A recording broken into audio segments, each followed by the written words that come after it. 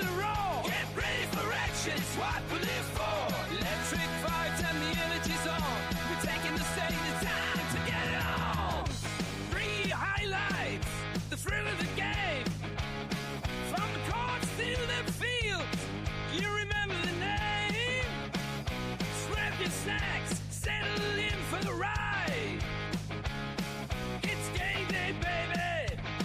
Let's take it in stride. Are you ready to rumble? The stage is set. With the lights ablaze and no room for regrets. It's hours of screaming, adrenaline's popping. From the kick-up to the buzzer, the excitement is jumping.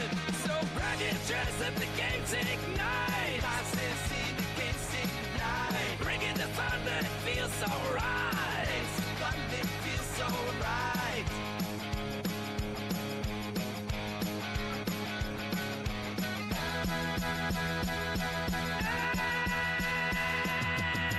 Welcome to the showdown, it's time to ignite. With the low on the air, bringing you the fight. With the crowd roaring and the tension so thick.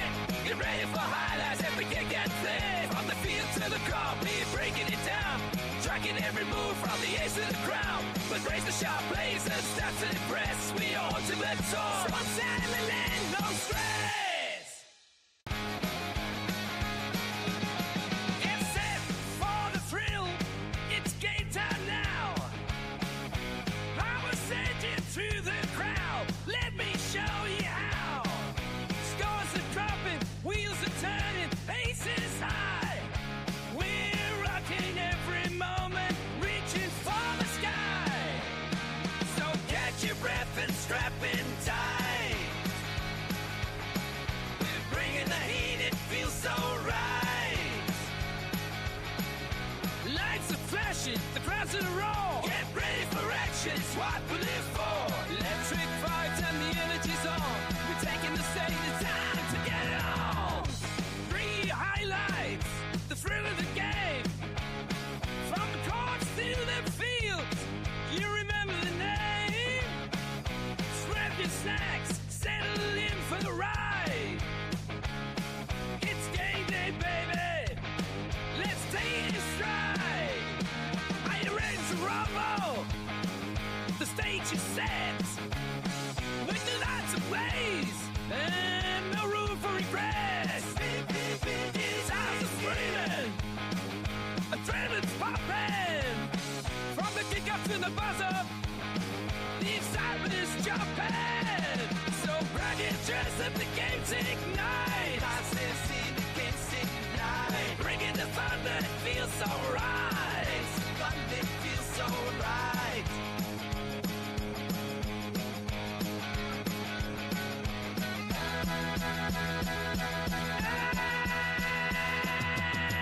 Welcome to the showdown, it's time to ignite. With the low on the air, bringing you the fight. With the crowd roaring and the tension so thick. Get ready for highlights, every kick and flip. From the field to the crowd, we're breaking it down. Tracking every move from the ace to the crown. But raise the sharp plays and start to impress. We are ultimate soul. So I'm sailing in, no stress. Get set for the thrill. It's game time now. I will send you to the crowd. Let me show you how. Scores are dropping, wheels are turning, paces high. We're rocking every moment, reaching for the sky. So catch your breath and strap in tight. We're bringing the heat, it feels so right.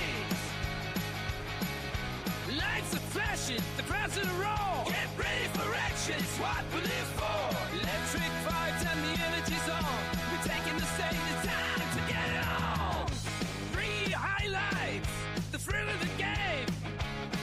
From the courts to the fields, you remember the name. Grab your snacks, settle in for the ride. It's game day, baby. Let's take it in stride. Are you ready to rumble? The stage is set. With the lights ablaze And no room for regrets. His eyes are screaming. Adrenaline's popping. From the kick up to the buzzer, the excitement is jumping. So grab your chest if the game's in.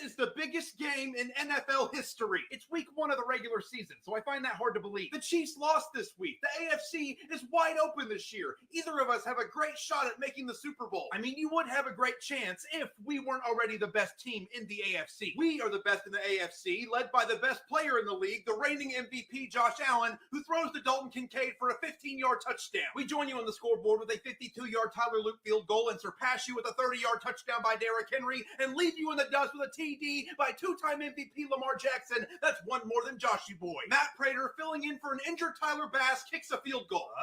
Backup kicker. That might come back to bite you. Prater's been around the block. Loop is just the rookie you got to replace Justin Tucker when you found out he was a really past his prime kicker. That's the reason. Yeah, Tyler Loop is here now, and he kicks another one, so let's just move on. We also kick another field goal before half. Lamar and Zay Flowers bloom out of the break with a 23-yard touchdown. James Cook touchdown run, and the 2-point to Keon Coleman is good. Actually, he ran out of bounds and stepped back in, so let's go ahead and knock that 2 off. And how about some Jackson action with a 29-yard touchdown pass to DeAndre Hopkins? Josh gets back into the end zone, and the 2-point will bring us within a score. If it wasn't picked off by Kyle Hamilton, but it is, before we add another 46-yard scoring run, bow down to King Henry. We get it. You're on your knees for Derrick Henry, but there's still game left to play. Barely, bozo. You're down 15 with 3 minutes left in the fourth. Allen and Coleman connect for a touchdown, down 8 after the PAT. The end zone's calling Derrick's name like the Green Goblin mask. He's got to find his way back. Ball stripped by Ed Oliver. The King has lost his crown. Joshua crosses the goal line, and the 2-pointer to Keon will tie it. Bounced off of him. You're still down 2. We're actually going to sneak out of this with the win. Slow down. We force a 3 and out and use our timeouts to preserve enough clock for the game-winning drive. Game-winning drive. Like you're gonna. 34-yard gain by Josh Palmer, 25 by Neon Keon. Field goal range for Prater, kicking the 32-yard game winner as the clock hits 0. Congrats, Bills. You just won the biggest game in NFL history. Oh, give me a break. This is the Little Brother Bowl. Until either of you get a meaningful win in the playoffs, this is still just a week 1 regular season game. You want to say it together? Absolutely. Fuck you, Chiefs. Oh, the hatred is you. Get set for the thrill. It's game time now. I will send you to the crowd. Let me show you how. Scores are dropping, wheels are turning, paces high. We're rocking every moment, reaching for the sky. So catch your breath and strap in tight. We're bringing the heat, it feels so right. Lights are flashing, the crowd's in a roar. Get ready for action, it's what we live for.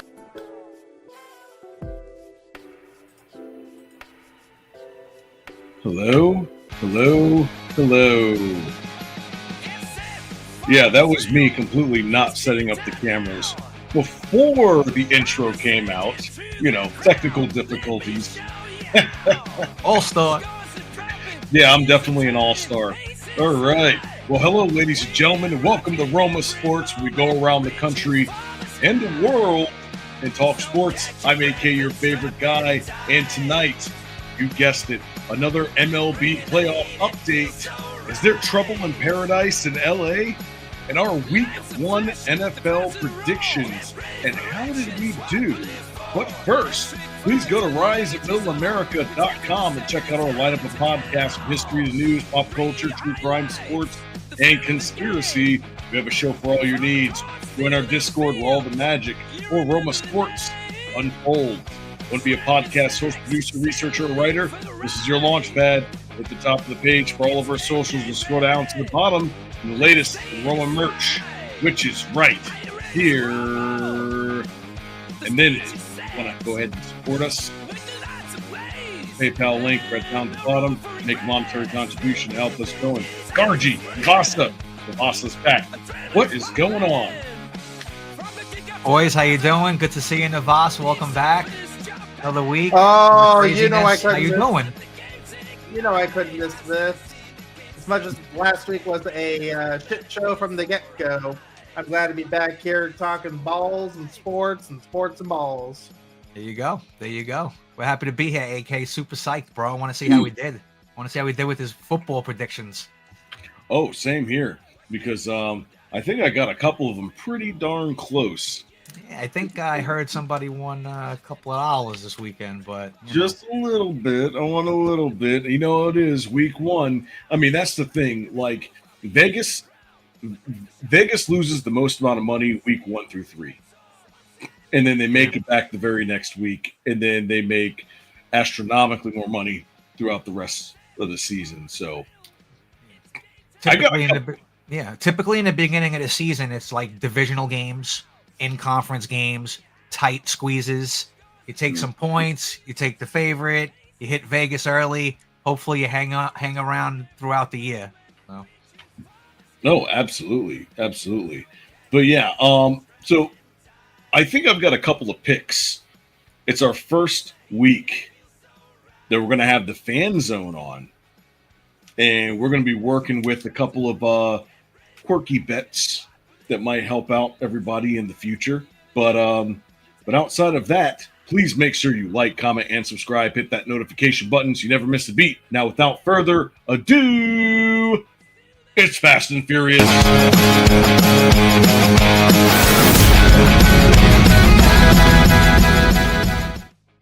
All right, guys, you know it's Fast and Furious. We go across the top headlines across all the major sports, well, some of them, because NHL right now is kind of in a dead zone. So we're just going to leave that out for the next couple of weeks. But anyways, this is from Yahoo Sports. We're going to start with the NBA. Adam Silver talks Kawhi Leonard investigation, details possible new All-Star game format, and heave rule. All right, so number one. NBA Commissioner Adam Silver said the league will need clear evidence that the Los Angeles Clippers violated its rules in regards to an endorsement deal involving Kawhi Leonard. Leonard, his uncle, the Clippers, and Steve Ballmer are under league investigation after a report emerged suggests that Leonard was paid $28 million for a no-show job as a way for the team to circumvent the salary cap. Silver spoke with reporters following the league's Board of Governors meeting Wednesday and said that he will hesitate to take action against the team if there's even a shred of doubt about the situation. Thoughts? This is shiesty. This is a shiesty move by the Clippers organization. I mean, how do you do this not other than the NBA, but all of the teams in the league? I mean, you just scandalize the salary cap and try to scheme your way for a potential Hall of Fame player. And it's funny because every year they have these big-time contracts with these big-time players, Paul George, Chris Paul, James Harden, DeAndre Jordan. Where do you afford all these guys? And you don't even win the NBA Finals or even go to like a Western Conference Finals. So, I mean, listen, this is not good. But I want to leave you with this part. How does the NBA say that they need clear evidence? If it's already brought up and it's brought to sight, that should be evidence enough. I'm sure you got what it takes. Come on now. What are we doing? Absolutely. And remember, this happened to another team, which is the Minnesota Timberwolves. With KG, right? Yeah, with KG in his prime, where they lost 4 first-round draft picks, and they were not able to help him build, or at least help build around him. Right. Funny, I feel like that's why Stephon left there to go wherever he went before. Maybe he just went right to the Knicks. He knew something was funny over there, man. That's crazy. That really is. I don't like cheating like that. Oh yeah, absolutely. And but you also have to remember that there's stiffer competition because of the new salary cap rules, right? So in the previous 20 years, before I think it was 2014, there were what, 30 years. It was 8 champions. In the last 10 years has been 9. Yeah, it's been a different camaraderie of teams winning, different little bunch. Exactly, which I guess is fair, but what it does is it takes the nostalgia out, so long to all the days of the Lakers Celtics rivalries and things like that, which really made the money. It really built up. I mean, so here, let's say this. On one side, the nostalgia keeps people coming back, because it gives teams a select few teams for people to love, and a bunch of other teams to hate, right? But that's what keeps people rolling. But if everybody wins like it's a participation trophy, then there goes the love of the sport. So, I mean, you can go either way with this. But, I mean, I kind of like the old school way a little bit better, but, we're in different times. Thoughts? Just for a fact check, in the past 8 years of the NBA Finals, there have been 7 NBA champions. There you go. Nice. The last team to repeat as NBA champions were, of course, the Golden State Warriors, winning it last in 2022, and then before that, 2018. Thank you, Shittopedia. What about the Celtics? I mean, you would think they would be in that mix twice, but I guess not. So they won it in 24, but the last time Boston won before 2024 was 2008. Did they beat Dallas? Or they got ousted by Dirk? They beat Dallas in 24, but in 2008, they beat the Lakers. Good. But yeah, as far as the salary cap goes, me personally, I am of the opinion that this is like NASCAR. If you ain't cheating, you ain't trying. However, I do not know the rules of the NBA salary cap. Is this against the cap? Is this means of reducing your cost to the team and the league legal? Is this kind of like finding an extra gallon of gas at the end of a race? This isn't a loophole situation. Jeff, I don't know. It sounds like a situation where you don't leave the dude with your wife alone. You can't trust them. Again, I don't know what a no-job show means. Right. Kawhi wins 1 championship, and what do? Go screw over another What are we doing? No, I don't know. But seriously, like the whole Big 3 era is over, right? And this is why the last couple of weeks I talked about the Orlando Magic, because what they did is they played the salary cap, but they played it right. They took a bunch of young players that haven't really proven themselves. Like, they proved themselves in the regular season, but they haven't proved themselves in the playoffs. Put them all on one team and said, okay, here's your core 4. Let's figure it out with everybody else, and let's go win a championship, especially this season where there's a bunch of injuries, where a bunch of players are not coming back this year. So the iron was hot, and it's time to strike. Was or is? What do you mean? You kept flipping between was their year and is their year. Well, So it is is for this- Orlando, and it was for who we're talking about beforehand, which are the Clippers. Okay. The Clippers, right? Correct. Okay. Now, That's fair. yeah. So Orlando. It sounds like Orlando made a s'mores. They took the chocolate, they took the marshmallow, they took the graham cracker. Here we go with the And racial it's gonna jokes. taste really good, and they're gonna win 55 to 60 games this year. So, go Orlando. Okay, Roma. In your analogy, then, what's the fire? What's the fire? Well, Ball. Put the ball in the hoop. yeah, He's exactly. on fire like NBA Jam. Again, Yes. I don't know how we got to Taking- Orlando, but hey now. Well, I said it because, like, we're talking about salary caps and why teams are doing funny stuff to try to keep their players. Yeah. Right? Because I believe in the NFL, and I know Navas is going to fact check me on this, so go ahead. But Google it. I believe in the NFL, the way that they keep like big players and still able to have enough money to go around is the what would you call it? Get them commercial deals. Get them endorsements. No. It's the signing bonuses. Oh, the upfront money, the guarantee. Upfront guaranteed money, because I think that comes directly from the owners. And I think in football, real quick, and then I'm sure Navas. There's a lot of you should get guaranteed money every football player in a contract, because that is the most devastating sport regarding injuries. Any contract, there should be a nice, healthy, guaranteed portion in there somehow. There is. And for the most part, especially for your big boy players, your big time players like Josh Allen's, Patrick Mahomes, etc., a solid 70 to 80% of their contract is fully guaranteed in some way, shape, and form. Sounds good.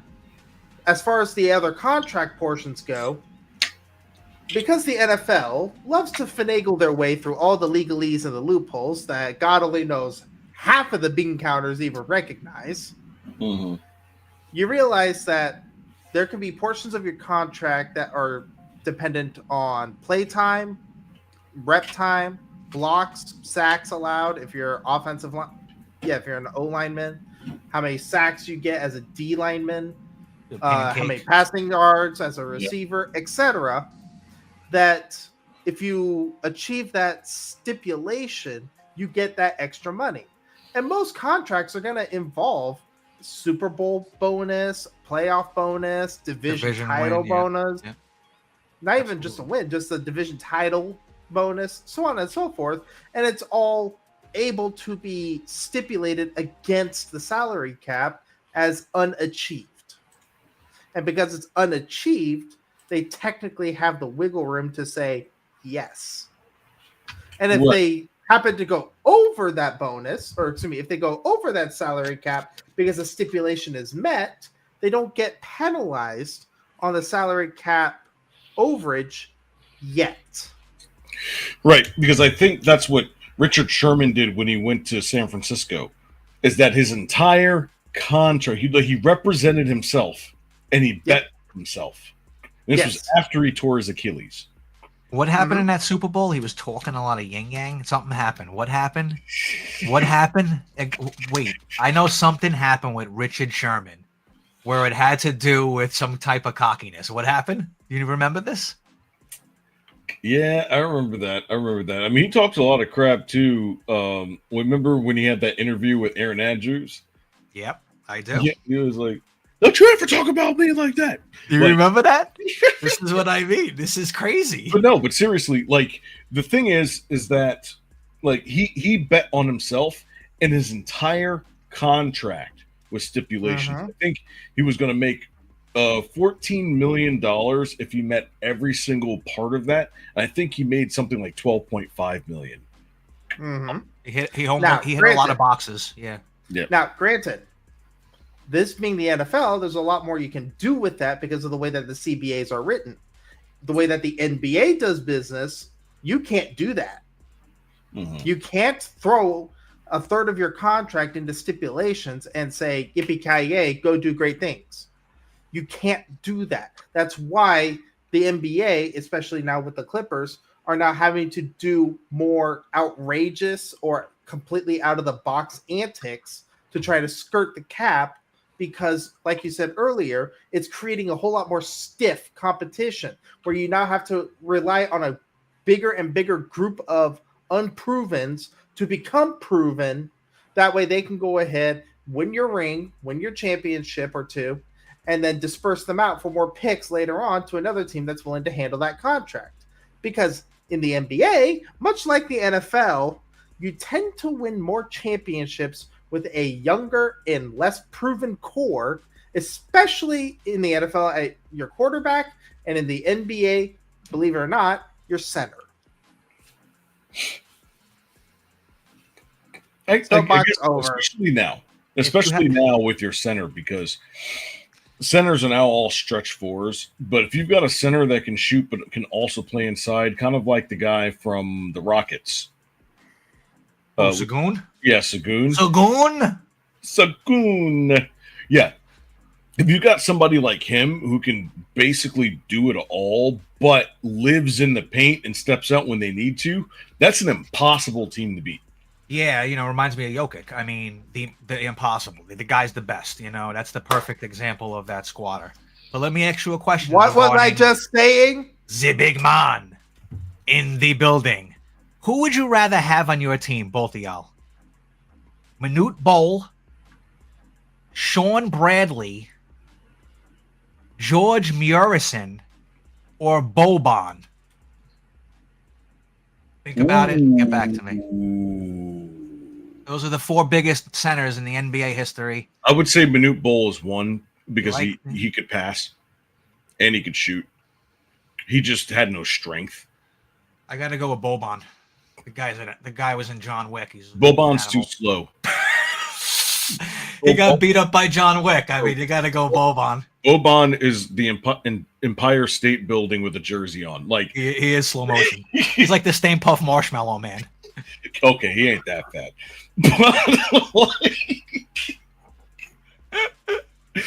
But like, credit where credit is due. I have no idea who any of those 4 players are, but I'm just going to defer to Roma. Oh no. So Manute Bol, like, he was able to run up and down the court even though he was like 7'10" and like 93 pounds. Yeah. And had a mini little hook shot, was able to get massive rebounds, but he just didn't have any strength. But the fact that he was able to run up and down the court is the difference, because all those other players could not run up and down the court. Sean Bradley, maybe in his younger years, maybe for 2 seasons, yeah. But once he got older, I mean, he was very exposed, especially with people like Shaq, like bigger, stronger centers that were over 7 feet tall. He had a really big problem with them. Okay. And George Murison just was hurt all the time. So okay, he's number 4. So what I will say is we're focusing on playoffs that haven't happened yet because the season hasn't even started yet. But no, what's going on right now for playoffs, you say? You might ask? Oh no, it's another playoff race that's heating up and getting real spicy with some MLB action, man. I may have been gone for 2 weeks, but I have not taken a day off of MLB, damn it. That's MLB why we're moving is on. Delicious. MLB, let's go. All right. So we started this, about 6 weeks ago, when it was right after it was a little bit after the All-Star break. Yes. And like it wasn't Detroit. Who was it? It was Milwaukee. Milwaukee was just sleepwalking. Yeah, they were just body slamming everybody. Yeah, so let's start off with the NL this time, because the NL is a little bit more. What the hell? Yeah, it's a little bit more what the hell, but also it's a little bit easier to kind of define. So let's get through this one first. All right, so we got the Milwaukee Brewers at 89 wins, and they still haven't locked up a playoff spot yet. No, there's the double-digit magic numbers for some divisions and some spots, because the fact that there's still 20 games remaining, just a little less maybe for some teams. So like there's numbers at 13, 9, 8 and stuff like that. I was looking at that earlier. But I mean, they're basically there. I mean, they'd have to can it. Well, what it looks like here, if you look at Milwaukee and you look at the team that is below the wild card, so they've got 89 wins, and San Francisco Giants have 70-40. So there's 20 games left. So that means they need to win 5 games, because that 5 games would make a 20-game league. There you go. So they need to win 94 games. So 94, and they clinch a playoff spot. Exactly. But it looks like the Phillies are not playing around either. They're right behind them trying to get that number 1 spot. Dodgers are not catching the Brewers. I'm sorry. That's just not happening. No. Right.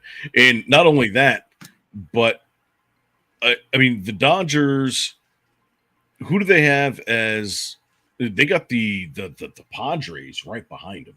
Yeah, San Diego's, I mean, even though they're only 13 games over, they should be like 20 plus games over. They got hot at the right time. That they were hanging around, and they started gaining ground, and they just look better because the Dodgers look worse, like record-wise. Like the Dodgers ain't the Dodgers, so it makes the Padres look a little better. As long as they keep their consistency, again, their roster's loaded. We know that, and they could pitch. They have one of my guys, Michael King, the ex-Yankee. I'm pissed about that. So, they got guys, bro. I feel like the Dodgers, though, like I feel like they're going to make the playoffs, but they're going to lose in the first round. Yeah. Like it's like the Yankees of the 2010s. Like they make the playoffs and then they just disappoint every single year. Yeah. I mean, hey, listen, Philly, right? The Phillies, I mean, they're just taking the Mets apart, bro. I mean, the Mets are just losing ground. And I mean, Philly's top team anyway with the Brewers. The Dodgers are there right now, but again, we don't think they're qualified to be top echelon. I mean, the Cubs, right?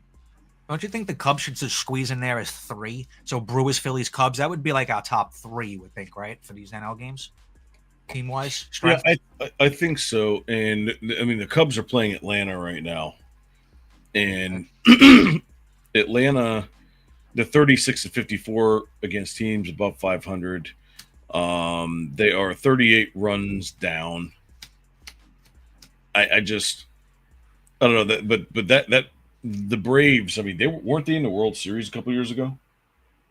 Yes. Yeah. Yes, they were. Mm-hmm. Yeah. So World Series champions a few years ago.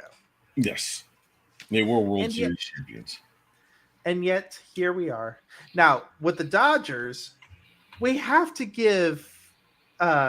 We can't let this slide. You cannot go 8 2/3 innings of damn near no-hit ball in Baltimore and lose.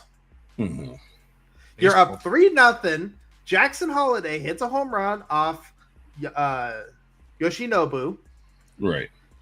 Literally just when you're done, you're done. He tried to make the full game. He couldn't. It happens. But 8 2/3 innings of damn near no-hit ball, that's outstanding. And then your bullpen shits the bed and you lose 4-3. Thank you, Blake Trinan. So, with the Dodgers, their biggest issue right now, like it's always been for the past decade, injuries. Pitcher injuries to Kingdom Come. I don't see them scoring runs, though. I mean, they don't hit the ball anymore. They lose games constantly. They don't score. They don't score. They do. They are averaging over the last 10 games. They are averaging about 5 runs a game. I mean, I don't know. Every time I check, they're getting 2 runs, 0, 3. They're losing to the Pirates 6-3. I mean, whatever. But no, I understand. With the Dodgers, though, they do enter a pivotal 3-game series against the Giants in San Francisco this weekend, which I have to give credit where credit is due. I think somehow, in some way, St. Louis loaned the pixie dust of playoffs to San Francisco. Because Rafael Devers cannot stop getting himself ejected, let alone he can't stop not hitting. Yeah, it's a funny situation over there. Look where the Giants are, damn it. They just, that's perfect for them. They won the World Series as a wild card team. Yeah, they did. I remember that. They did. Yeah, and I mean they're only 2 games behind the Mets, and we all know the Mets are stumbling, baby. The Mets are waiting. They're waiting to the last game of the season. See, the problem is Mr. Met is staring at Mrs. Met too much, so they're not playing baseball and winning games.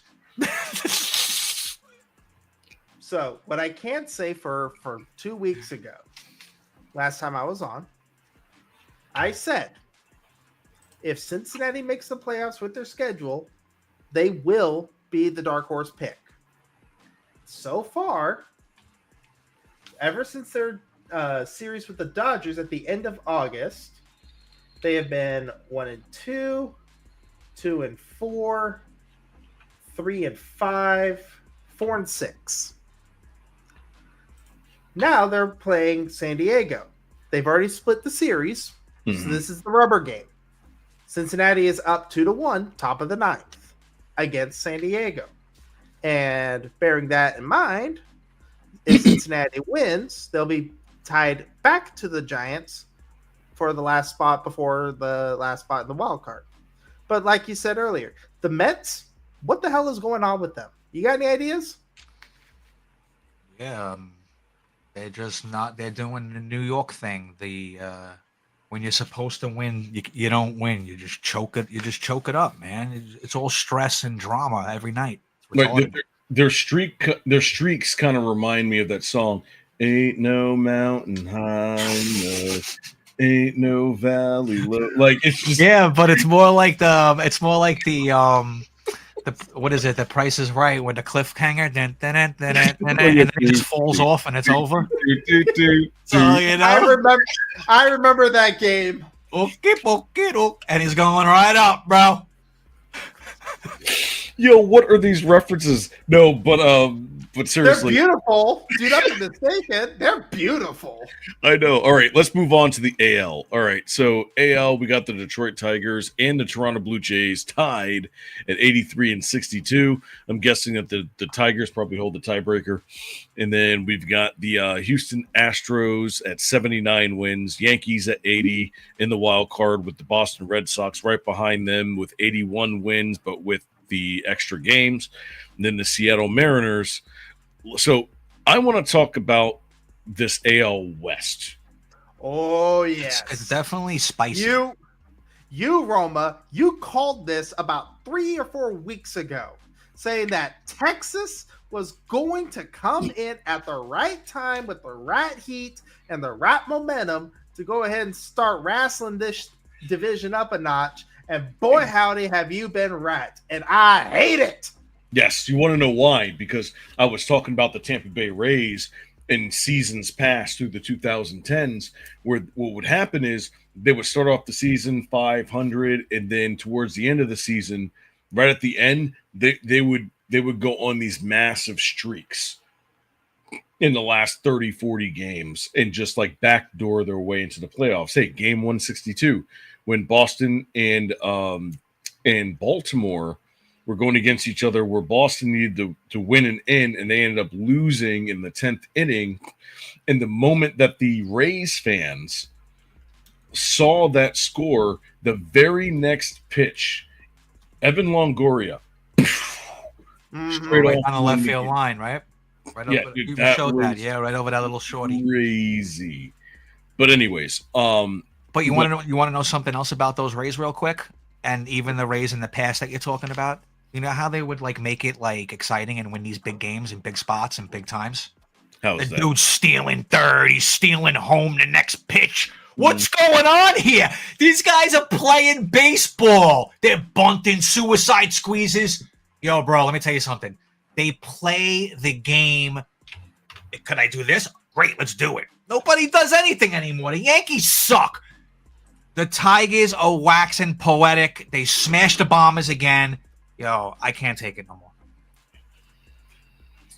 That's hilarious. Vash, no. I want to know. Well, actually, I'm going to stop this right here. So, anybody that's on X right now, if you want your messages to come up here on the screen, go to my pretty little face where it says there's a big pink circle with live. Click on that, and then go to the right hand side and down at the bottom, and that's where the chat is. And I'll get you guys up here. All right. So, but anyways, so to close this one out, Rangers are the new Tampa Bay Rays, and I have a feeling with a 91 run advantage and being 7-3 right now, and with the schedule that they have left, there's a strong chance that they're going to overtake the Astros, but I don't think they're taking over Seattle. What do they have matchup wise? Do they still play them? What is their Here's skill? the thing. Here's the thing. Because this is going to be I have this the is Rangers top schedule up. notch division Hold run on. right here. Hold on. Three. I have the Rangers schedule up right now. Yeah, I pressed the wrong button. Very Go ahead. So, the Rangers, who they have left? Mind you, the Rangers swept the Brewers. Yeah, they came from the depths a little bit to get here. They took 2 of 3 from Houston last week. Mhm. So after Thursday, they've got the Mets over the weekend. Then they go to Houston. Then they have the Marlins, the Twins, and the Guardians. Very, very nice to finish up. Leave it to the Mets to screw up even to screw up the playoffs, not even in their own conference. Yep. So the big thing is the series against Houston, the 15th, the 16th, and the 17th of September. That is the make it or break it series for the season. Yes. And as long as they can win 2 out of 3 with Houston, they should be able to sweep the Marlins, no problem. If they lose any game against the Twins, they don't deserve to be in the playoffs. And then they have one heck of a series against Cleveland at the end of the season. Listen, with the Mets, it's like song and dance. You ever hear the West Side Story? The song, when you're a Jet, you're a Jet. So when you're a Met, you're a Jet. Mets and Jet fans, they're all in the same depression. You got to understand this. Us Roma. Yankee fans have our own depression. The Mets, this is what their downfall. You're going to see the Mets crumble. Roma, I am going to wager you a Subway footlong that before the end of this stream today, that Gargi is going to make a Ricola reference. Oh my God! Werther's original. I'm just a Werther's guy. Exactly. You know it. So before the end of the stream today, I will find a way to get a Ricola reference somehow. But no, the AL West is super spicy. It's a super spicy between 3 teams that are within 2 games of each other. Yeah, pivotal series coming up next week between 2 of them. And then Seattle, I don't think their schedule is any better. Mm-hmm. I'm surprised they're still there, actually. I mean, they hold on. Win 2, lose 1. What's Seattle's schedule? Because obviously they go against the Rangers. Julio's been... no, they don't. No, they don't. The Mariners, they have a 4-game series against the Angels. Then they go to Kansas City, and then they have their own pivotal series against Houston. And then they finish off with games against the Rockies and the Dodgers. That's tough for Seattle. Oh yeah, the Rangers, they have the advantage of the remaining games' strength of schedule. So, realistically, it could be game 163 between Seattle and Texas. And hell, for all we know, Boston could legitimately take a dump in the sump. A dump. And the southern dump. I like to say dump in the sump. But no, they could take a dump and just shit the last week of the season and go 163 there. Dude, this last week is going to be epic. Yeah. Yes. It's going to be epic. We got 3 weeks left, and I'm going to tell you right now, the next 3 weeks are probably going to be the best 3 weeks almost in baseball history. Did you see? Yeah, go ahead.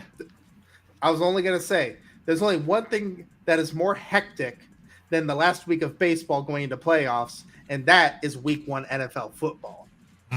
Yes, it is. Because remember, we made some predictions last week, Navasa, when you were on leave. I was moving. He was horse and carriaging across the country. He was getting fired and moving back into his mom's house. But he was getting refired. He's living with his roommates now. Those are your roommates, right? I am not going to answer that question. I'm not going to answer that question. You want to know how I knew that? It was because of these league leaks.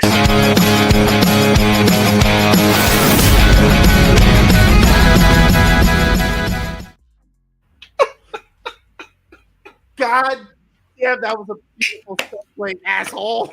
That was a beautiful transition. Oh my goodness.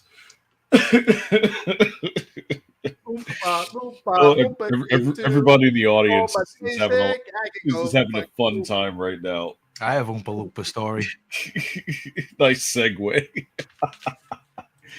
All right, so let's go back to last week when Gargi and I decided to make predictions for the NFL Week 1.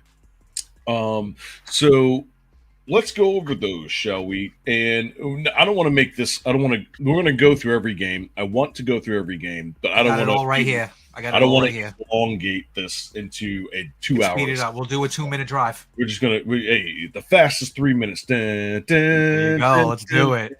All right. In the So- history of the NFL. So we're going to start off on Thursday, September 4th. We have the Cowboys at the Eagles, where the Eagles squeak one out 24-20. What were our predictions on that?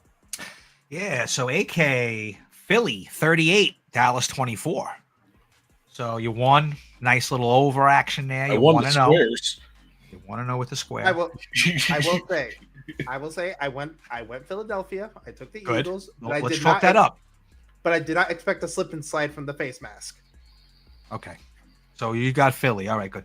I Yes, took I Philly did. as well, and I said 42-14. I don't know if you remember. You said, oh, Dak's 2 late touchdowns, remember? So 42-14. So we're both 1-0, all right, to start Technically. week 1 in NFL.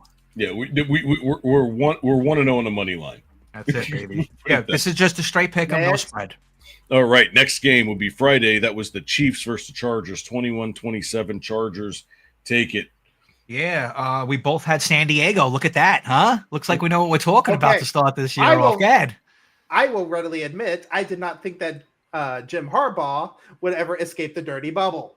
So I appreciate the honesty. We'll mark you up as a loss. Yes, I went Kansas City. Very good. There it is. All AK right. 23-16 San Diego.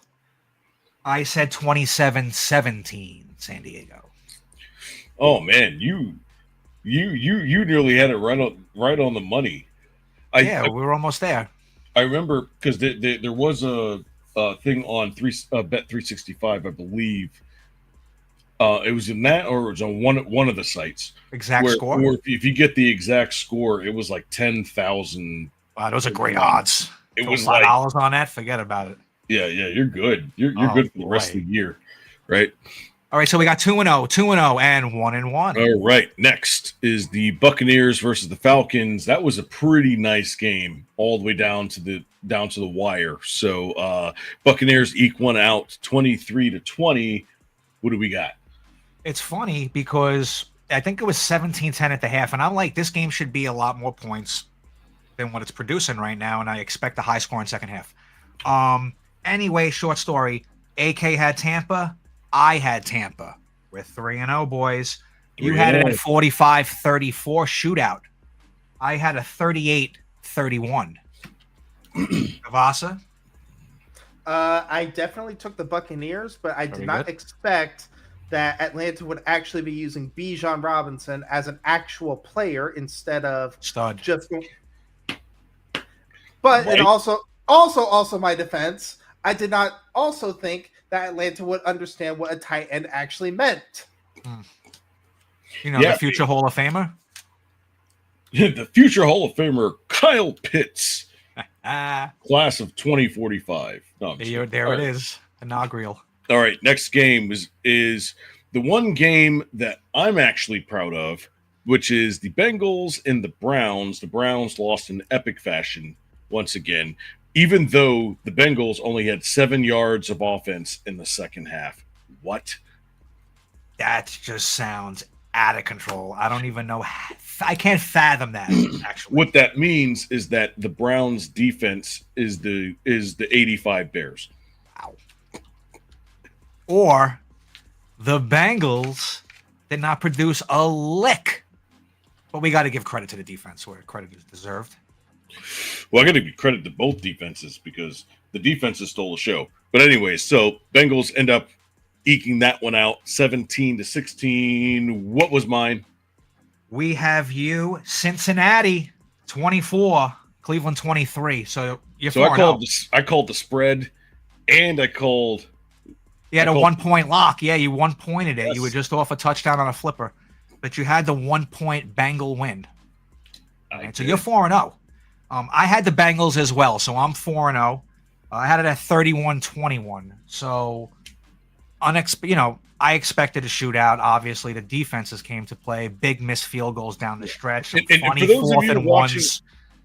those of you watching the show for the first time, if you haven't seen last week's episode where we made these predictions, we wrote these down. To pull it up, yep. So if you want reference, go back to last week's episode of Roma Sports, and we're going to get into that. And then we'll also get into my massive parlay that I won. I won all 3 of them and made some massive bucks. So anyways, $1 million man. Yes, sir. Let's go. Navas, who did you have for the Bengals Browns?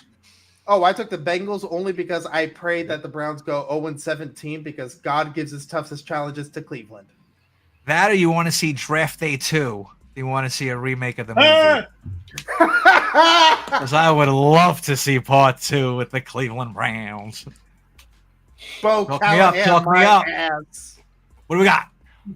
All right, next game. Go Feels ahead. like some bad fish in Indy. Somebody ate some bad fish in Indy. They must have, because 8-33. This was the widest margin of all the games, and who would have thunk it? Yeah, Danny so- Dimes Yeah. with the second most fantasy points this week with 30.8. Okay. So it wasn't Danny Dimes in New York. No, we all know that. We all know Of course the we all. problems that we have in New Come on. York. Multiple positions, multiple staff issues, multiple problems in New York. We'll get to that in a little bit. I got a little bit Hey, to talk about on that. Mora family, you see all my predictions? How would you like me to work in your front office? Sounds good so far, but that 4-0 streak is now come to an end, my friend, as you took the Miami Dolphins. I did. I did not expect the Miami Dolphins to come in on a stretcher. Hope Like, you expected 31 points from Tua, Tyreek, did a Chan or a Sean or a Shane. in a dome. Yep, you Might I wanted add. Waddle to Waddle. You Open wanted all that good stuff. Rome. Yeah. We didn't have any of that. We didn't have any of that. But yeah, so obviously this is the first one that I got wrong. You did. And for And it happens. multiple reasons. And now It we know that the Colts are we'll know this week if the Colts are for real, but Correct, we'll talk yeah. about that in my future picks. Yeah. Right. All right. So, so you lost your 4-1. I'm sorry, Navasa, real quick. I hit this one. I'm 5-0. All right. I just hit Indy. I had a 23-21 Indy. But yeah, so I'm 5-0. Who'd you like, Navas? So I went with the Colts. Very Not good. You're because 4-1. of- Not because Danny Derps is Danny Derps, Love it. but there's a reason why Tua has the last name of Turn the Ball Over. Ba-doom. Also, there's a reason why even with Urinating Tree, that's the guy I follow most for summaries of teams. Even in his Haters Guide to the AFC conference, there's a reason why why Miami is a dark horse pick for the Tank Bowl, and that's because they have no defense, and you saw it.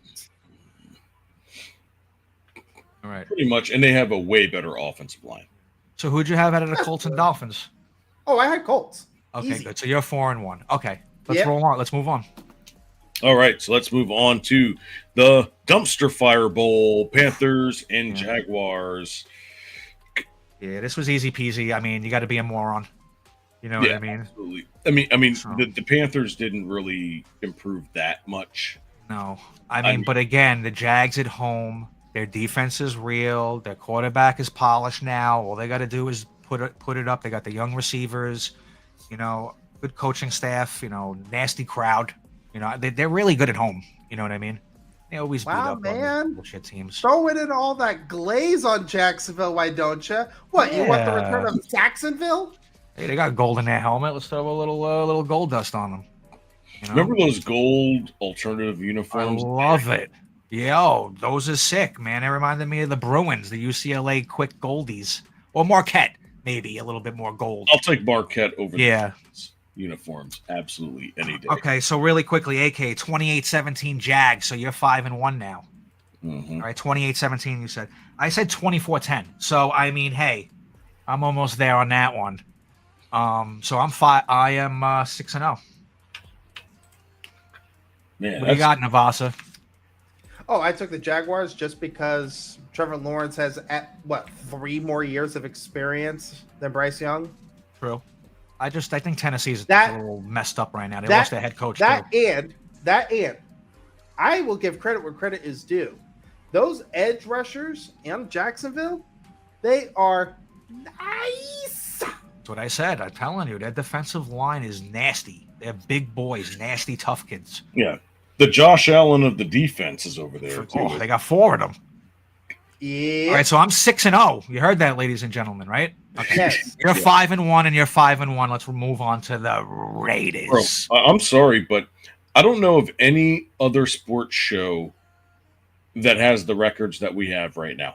Let's rock and roll. I mean, this is experience picks with great proof in the pudding. Let's just keep it rolling. I like it. Exactly. All right, so let's move on down to the Raiders versus the Patriots. As the Raiders, I mean, it wasn't a boring game because Geno Smith threw for 350 yards.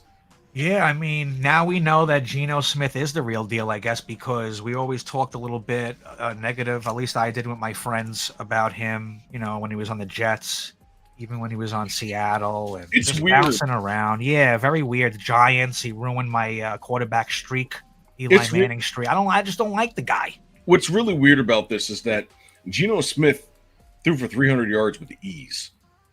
Again, His arm is nice. I ain't get a front. He's got a good arm. yeah, he was hitting receivers left and right. It was just they just couldn't punch it in the end zone. He got a nasty tight end too. Yeah, he hurt his knee, by the way. So he's Hours? He's week to week right now. And so for those of you that are playing fantasy, let's just hope that they don't throw him in too early because they're going to need him going throughout the season. So I'd rather them lose this weekend so they can win the next 4. Right. You know that is. But anyways, so what do you had? You had the Patriots.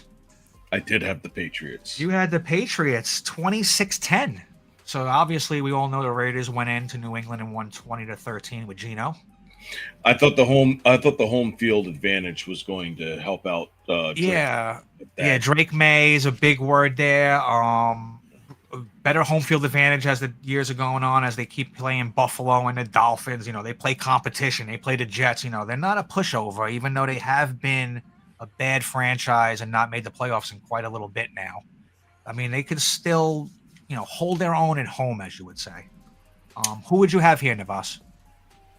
Oh, I had the Raiders over the Patriots because I believe that Ashton Genty, even for me, I will be automatically biased towards any team that has a star Mountain West player. Ashton Genty coming out of Boise. We love those uniforms. Oh, shut up. That orange and blue goes perfect. But no, in all seriousness, Ashton Genty is the real deal. I'm not going to say he's Saquon Barkley levels, but you don't get running backs like Ashton Genty like once a decade, maybe once every generation. He's got the name too, that's that lingo name in the end zone when it sounds. There's nice. a reason why he finished number 2 in the Heisman. Yeah. And I believe that the Raiders have something there. And the fact that Geno Smith is a game manager type of quarterback, it's not a bad thing. But you throw in something like Ashton Genty and he's going to produce. All right. So just to recap, AK, you're now 5-2. All right. So hot start. Well, lost 2 out of 3. It is what it is. All right. I'm 6-0. I'm 6-0 going in. I think I'm doing just fine. Yep. Right? I had the Patriots as well, man. So I got some dust in my eyes. I lost this round. I had them at 19-17 Patriots. So you got that. I'm 6-1.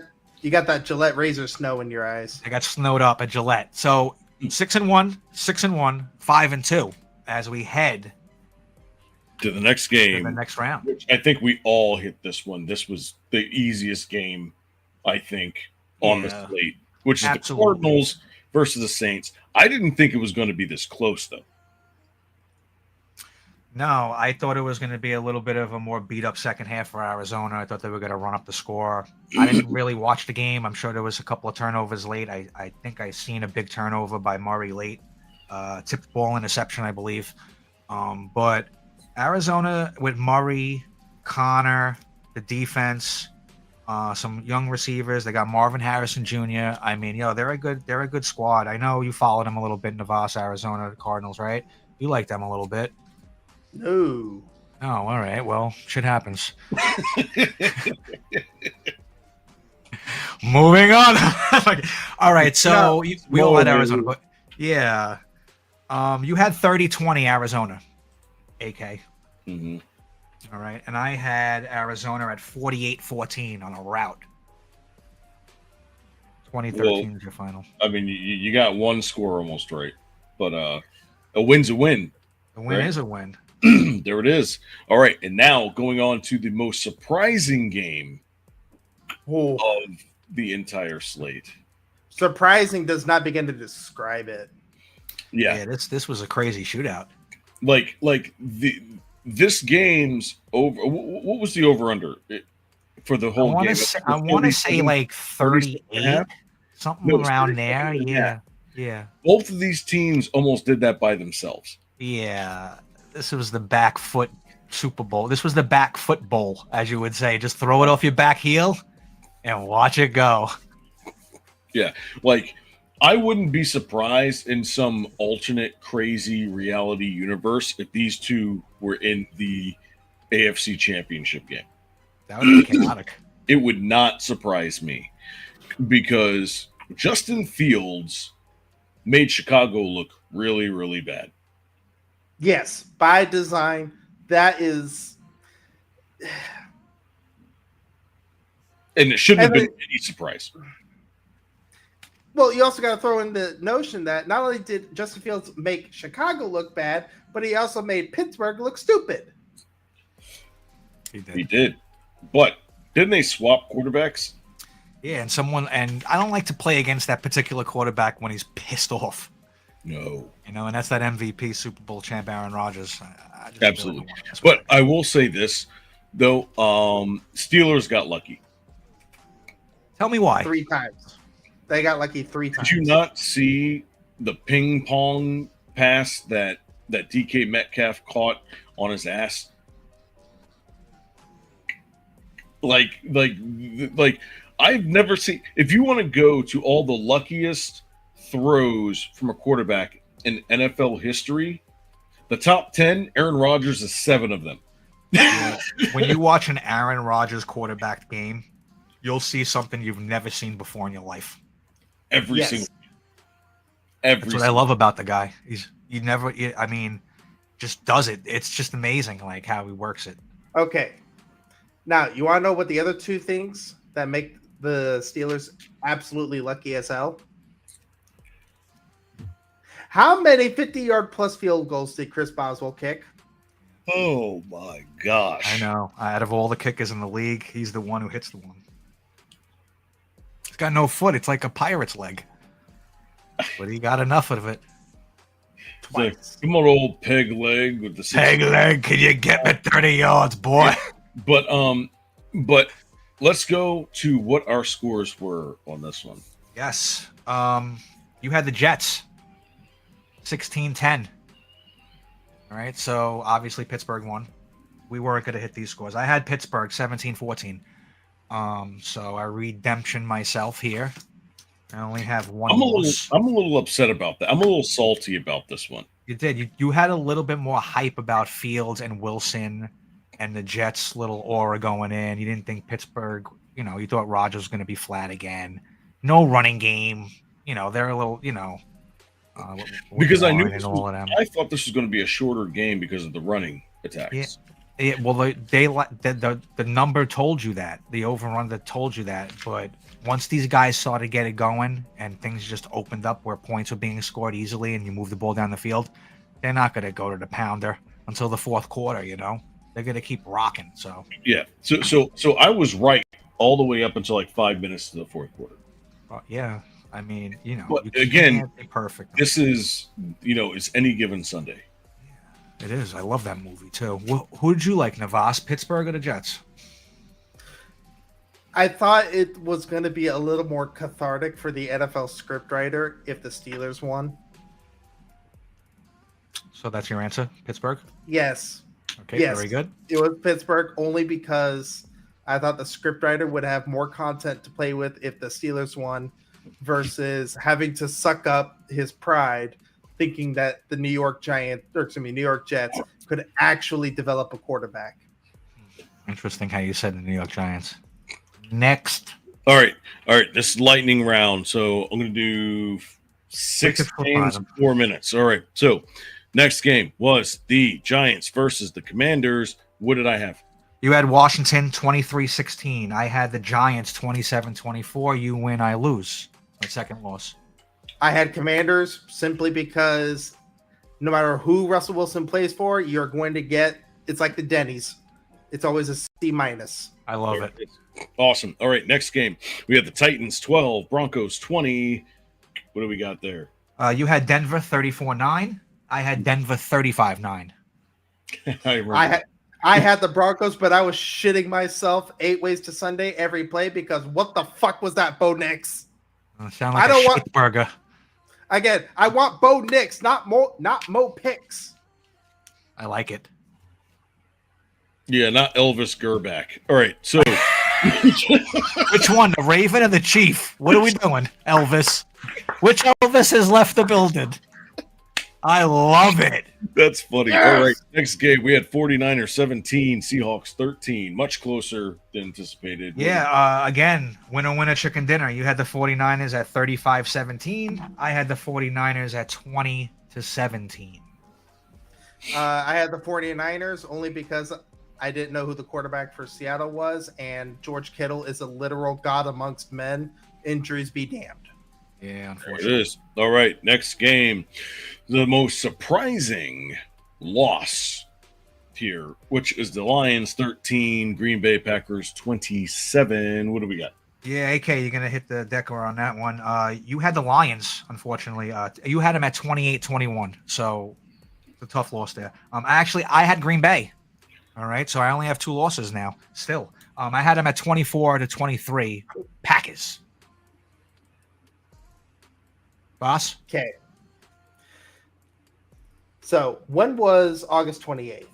August 28th. When? Okay. So, that was one day. It's like Spy for a Spy. Yes. But no, you guys get a caveat because you guys did not know that Micah Parsons was going to get traded to the Green Bay Packers the day after your show. Correct. So, no matter what happens, I call that a wash. All right, I call that a tie. We get a tie. I mean, yeah. I felt the love. I felt the love in Green Bay. I felt Jordan love, the love. I said Green Bay because I thought that Ben Johnson and Aaron Glenn, both of those coordinators together, made Dan Campbell that good. Yeah, stealing thunder. And lo and behold. Stealing my thunder. Thundercats! Well, after we saw what happened, but after we saw like what happened in Chicago, then it was a lot more their quarterback than it was sort of like a Tom Brady situation here, because it wasn't the fact that the Lions couldn't move the ball; they just couldn't score. They couldn't. And they shot themselves in the foot with their penalties. Yep. All the time, especially on big plays. Push it at third. And everything that you guys are talking about with Detroit, you could say the exact same thing to Houston, which I take the L for that one because I went Houston. You did go Houston, yep. And then I think did I go Houston or the Rams? What did I do? You did Houston at 30-21. So now you're getting hot again. You're starting to pick up some steam, AK. Starting to pick up some steam in the loss column. Oh yeah, that's right. They lost. I'm sorry. And I had Houston as well, so I lost as well. I'm sorry. Yeah, I got Kidding. deboggled because I was trying to pay attention to what Navasa said, and it's really hard to like understand what he's saying, so it kind of threw me off course a notch. But anyway, we both had Houston. Expectations were not met. What a really bad game, and the Rams hold on here, so we both catch an L. What do you got, Voss? Oh, I took Texans because Homer. I thought that Matthew Stafford and his back were going to be a bigger issue, and turns out it became World War I trenches. There you go. It really did. All right, let's move on to That's my third loss. Probably one of the best games we've ever seen. Ravens 40, Bills 41. And Classic. This is a game where I won all 3 of my parlays. Yes, sir. Yes, All sir. right. Because I had a Derrick Henry anytime touchdown. I had Josh Allen 2 rushing touchdowns, which was very risky. That's the ballsiest pick in the whole parlay. Yes. Then I had anytime touchdown for Lamar Jackson. And then I had over 80 yards receiving. Zay? Hit him with the Zay? Zay Yes. Flowers? And when he took that, no. James Cook. Oh, you had And Cook, the when- running back. I had Cook, the running back, with 80 yards receiving. And that was my biggest, because they were like, he's going to get 80 yards receiving. Bro, when he broke that one run, I nearly jumped out of my window. Dude, that's incredible. I didn't notice that. I thought it said rushing on that pick. No. I had a rushing one, but I also had one that was similar to it next to it. Oh, you mean the other 80 one you yards won? receiving. Yes. The other parlay you won. Okay. Yeah, Okay. dude. Ted again- DiBiase. I'm going to start calling you Ted DiBiase. Bro, I like that. How'd you do in Papa fantasy Pop. this week, by the way, on all 12 of your teams? Oh, 12 of my teams? No, I am 4-1 in my fantasy team. Very good. I'm 0-2, like a bum. And the only one I Like a Joe lost, Burrow. the only one I lost by 4 points, and that was because of an interception. Ugh. Oh. Well, speaking of interceptions, Minnesota at Chicago. Well, wait. I'm sorry to cut you off there. That was a good lead, but we got to do the predictions on this game real quick. Sir. So, you said whoever scores first is going to win, AK. All right. So, the Bills, I believe, they scored first. So, that's a win for you. You said 28-25. So you were up in the overs too. You were in the 50s, so that went over, period. Stop. I had whoever scores last. So the Bills scored last. So we both win. All right. And I had 28-21. And again, listen, go to our last episode from last week on Wednesday, and you can run that back, and you could see exactly what We we're talking said about. all of this last week. Okay. Let's top this off with the icing on the cake, Navas. I went Bills because the Buffalo Bills have a above 500 record for the first game of the season, and if it's a home game. Nice. That's a good caveat. Bills Mafia be Bills Mafia. Yeah, There they're it is. no mob to mess with. All right, last game. Vikings 27, Bears 24. In one of the weirdest, second and third quarters that I've ever seen. Yeah, this game Okay. was weird, then weirder, then weirdest. Because this game was the weirdest game. Okay, so we all know what a tank bowl is, with two really bad teams that they're just bad for tanking purposes. This is one of those games that's like, this is one of those games that you can't look away because of how much of a disaster both teams are. I like when it's the almost Bears like, and Vikings link it up, though. it's like when you're driving past a wreck, but you have to slow down to see what happened. You have to chicken head it, rubber band, Google neck it, whatever it's called, rubber strap it, whatever. I don't even know. I'm making things up. But Yes, you yeah, are. man, Absolutely. That's what the Vikings and Bears game was. So who did you have, Navas? I personally took Minnesota. Minnesota. Yes, I took Minnesota because I believed that J.J. McCarthy would play just a little better than Caleb Williams. Because I do not trust any quarterback from USC that isn't named Carson Palmer. That's funny. Not even Mark Sanchez? Butt fumble? Could be. All right, AK. You had the Chicago Bears. You had him at 34-10. You had the Bears like romping them. So, I mean, listen, you had a wonderful week, top-notch week. Unfortunately, you'll close the show like the champ that he is with an L, but that's all right. Shit happens. I had the Vikings. I had Minnesota 28-14. Hey, listen, I went 14-3. Come get some. If you need a pick, hit me up. What did they on my X? Or 9-7? 1, 2, 3, 4, 5, 6. Wait, hold on. 1, 2, 3, 4, 5. You had 6 losses.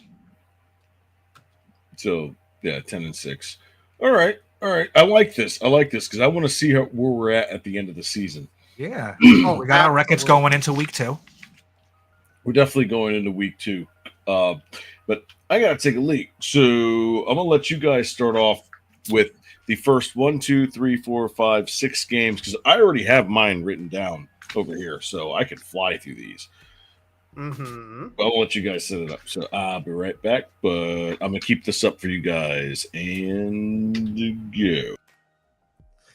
Okay, let's go ahead and try to get more than 6 of these knocked out just to piss them off. Ready? Absolutely. Why don't you lead us off?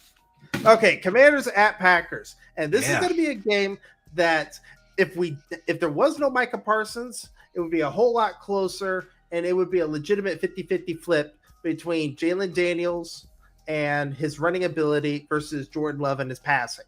But because of Micah Parsons just being a complete romper of a defense player just by himself, and you have to adjust around him, I'm going to give the Packers the edge. I'm going to go 21-17. All right, cool. Yeah, listen, the name speaks for himself. When you hear that name, Micah Parsons, it just changes the aura at Lambeau. I think they're a strong home team. I didn't like what I seen from Washington against the Giants, even though the Giants shit the bed. I mean, the way the Giants played, Washington should have easily put up 35 points. They look bad themselves. They're 1-0 because they played New York. It's a short week. I love the Packers. I love the Packers at home. I just think their offense is way too explosive. And I'm going to say the Packers win 34-21. You know, I think that with the prime time, I think there's going to be a lot of points scored, you know. So, again, yeah, I like the Packers. 34-21 Green Bay. Fair enough. I just think that the defense is going to be a little bit more up to snuff. Very good. But now we get to the next game, which, oh, dear God. A division nose breaker. Yeah, it's a nose breaker, all right. Much like how Puka Nacua got his eye cut in the Houston game, it's going to be a nose breaker. Do not be surprised if you start seeing some bloody noses. Hey, man, this is why you're supposed to wear a visor. I mean, at least a half a visor so you don't get the poke in the eye. I mean, those eyeballs, you get a finger in the eye. Between the Browns and the Ravens, yep. Like I said earlier, I hope the Browns go 0-17 because I don't want any success to come from the Factory of Sadness. It ruins the memes. So I'm going to go Ravens. Easy. It's in Baltimore. Baltimore's already pissed that they lost a game that they should have won against Buffalo, and they're going to take it out against Cleveland. Easy 35-6. All right, 35-6 Ravens. Before I give my prediction, I'm just going to jump to you, AK, really quickly on the Washington Green Bay. You got something for us?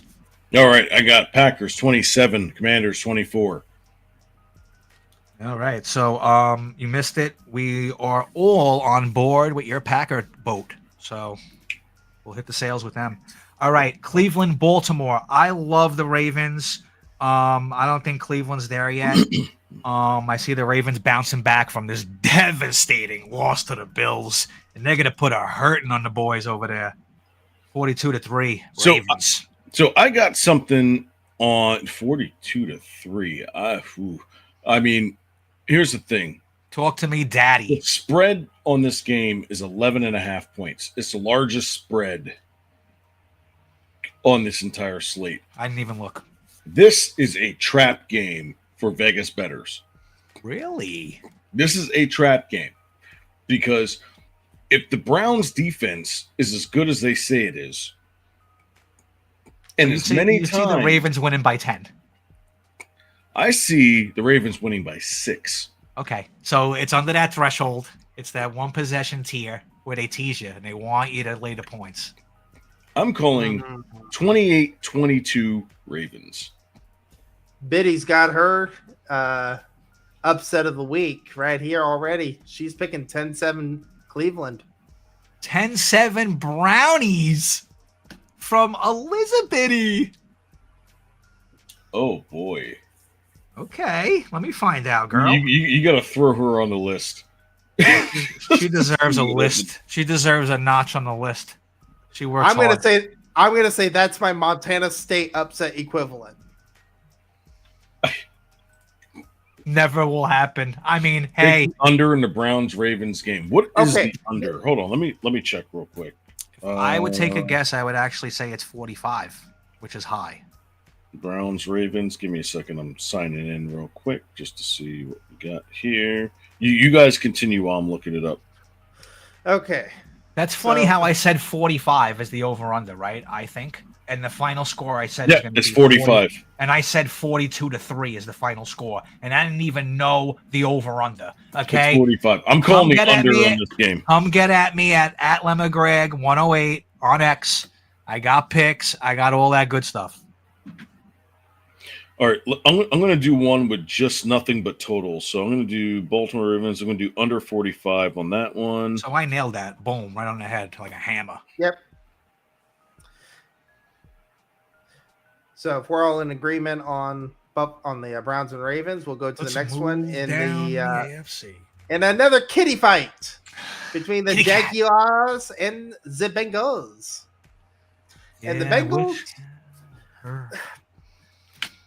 I don't know what the heck happened last week with the Browns. Like, you've got Jamar Chase, T.Y. Higgins, and Joe Yeah. Burrow going ahead, and they are your offense. No ifs, ands, or buts. And you have a half-decent running game, but 17 points? That's all you put up against Cleveland? Yeah. Like, I I, mean, get let- it, Miles. I get it that Myles Garrett is one of your best defensive players to have ever played the game, but is one man really that much of a defense? I mean, listen, the Cincinnati Bengals offensive line is not good. All right. I think we all know that, and it's unfortunate for Burrow. I have Burrow on my fantasy teams, both of them. I also have Higgins. Okay. And these guys did nothing. It is pathetic what they're doing, how they ended the season, too. You know, it's crazy. I'm going to skip both of you right now. I'm sorry to say, but I like the Jags, man. I really do. I like the Jags. I've got the Jags too. And I'm going to say the Jags win 23-20. So, I mean, hey. Sorry to jump you there, but I was already rocking. I'm going to go against the grain here. I'm going Bengals 30, Jaguars 17. Very good. And Voss? I'm going Jaguars 19-17. Oh, very good. 2 Jags and a Bengal. Oh, my. There we go. Yeah. Then we get to a NFC Very- East showdown that is sure to be a bloodbath of all bloodbaths Yeah. between the Giants going into Dallas. And what the heck? Like, this is where the NFL scriptwriter has to have an aneurysm as to why is Dallas, without Micah Parsons, a better defense? Well, first, I just want to say that congratulations to the New York Giants for breaking an NFL record for not scoring a touchdown in the last 3 consecutive openers to start a season. First time since 1942. I've had it up to my neck with this team. I do not want to see this team on Fox against the Cowboys. Okay? Dable's horrible. Shane is horrible. This guy's 18-32, bro, as a coach for this team. They couldn't even hold on to Barkley. They couldn't even hold on to Daniel Jones. This team is pathetic. Vegas has them as over-under for wins at 5.5, and they just moved them down to 4.5.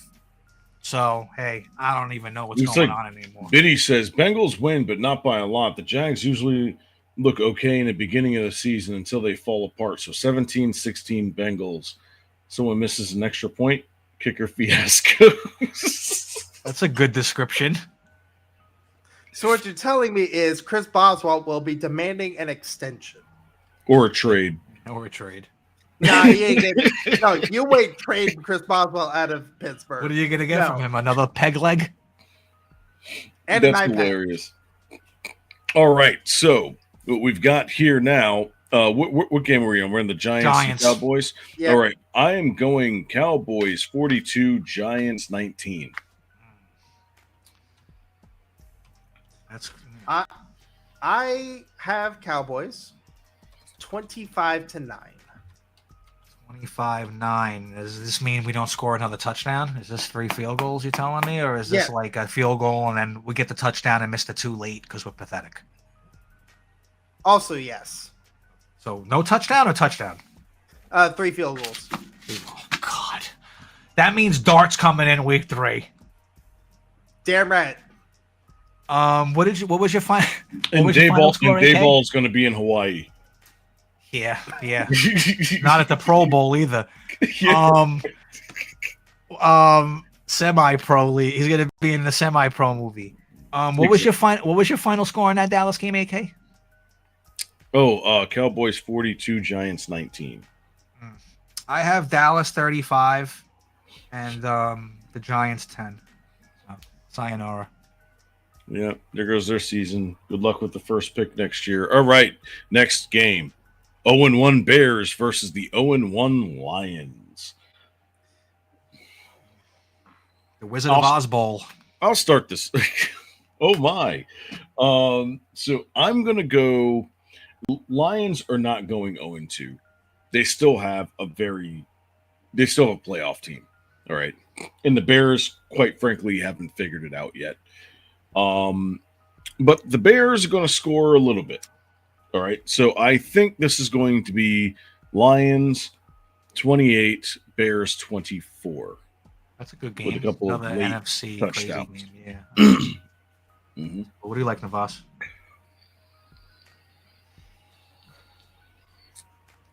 This is going to be one of those games where you're going to find out just how pivotal Aaron Glenn and Ben Johnson were. Because on the one hand, you got Ben Johnson that's coming back to Detroit to play against his team. Yeah. And Ben Johnson was the offensive coordinator that worked out all of the pivotal stuff with Jared Goff to go to Amon-Ra St. Brown and the Bears to go with Jamal Williams and Jameer Gibbs, excuse me. And you didn't see a whole lot of that with Green Bay. So now I'm trying to think, is it now a Caleb Williams problem? Or is it a Ben Johnson problem? Because Ben Johnson.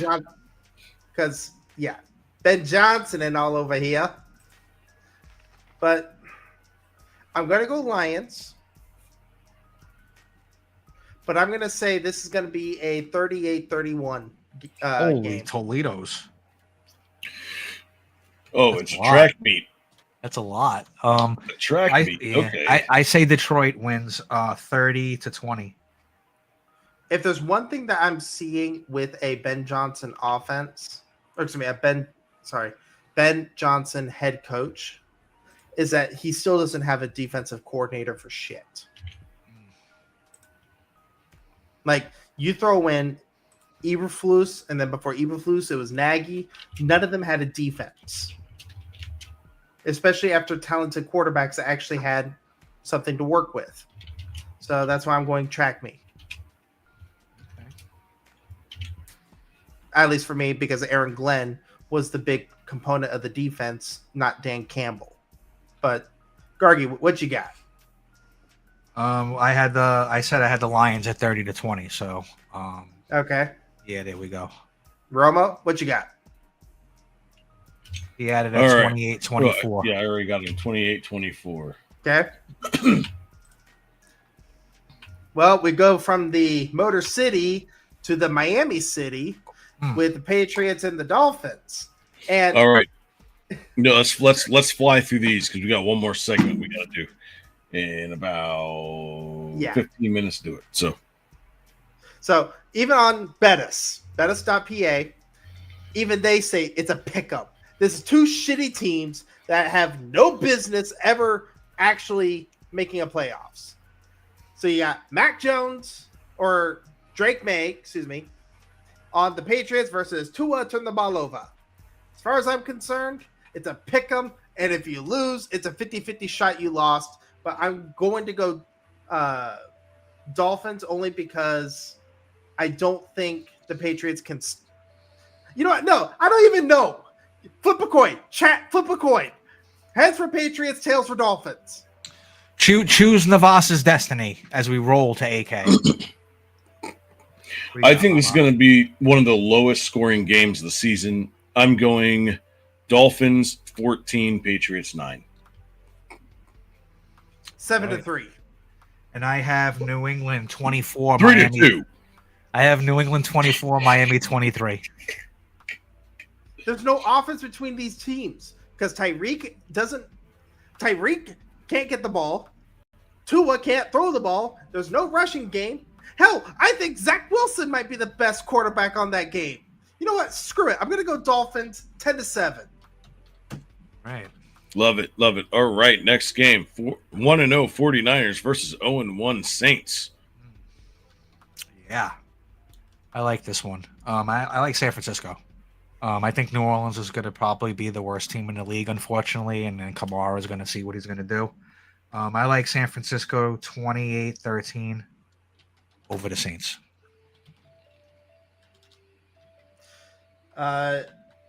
Depends. If Brock Purdy is injured for multiple weeks, it will be a closer game. We already know that George Kittle is going to be gone for 3 to 5 weeks as it stands with the hamstring. Yep. Alvin Kamara. Yeah, Spencer Rattler is still young, but the fact that he does have Alvin Kamara to rely on does give the Saints a fighting chance. I am going to go 49ers 21-20. Oh, right. Give me a score. I'm going to shock the world. I'm loving it. I think the injuries are too much for the 49ers, and I think Those sound a lot. Those Saints sound heavy.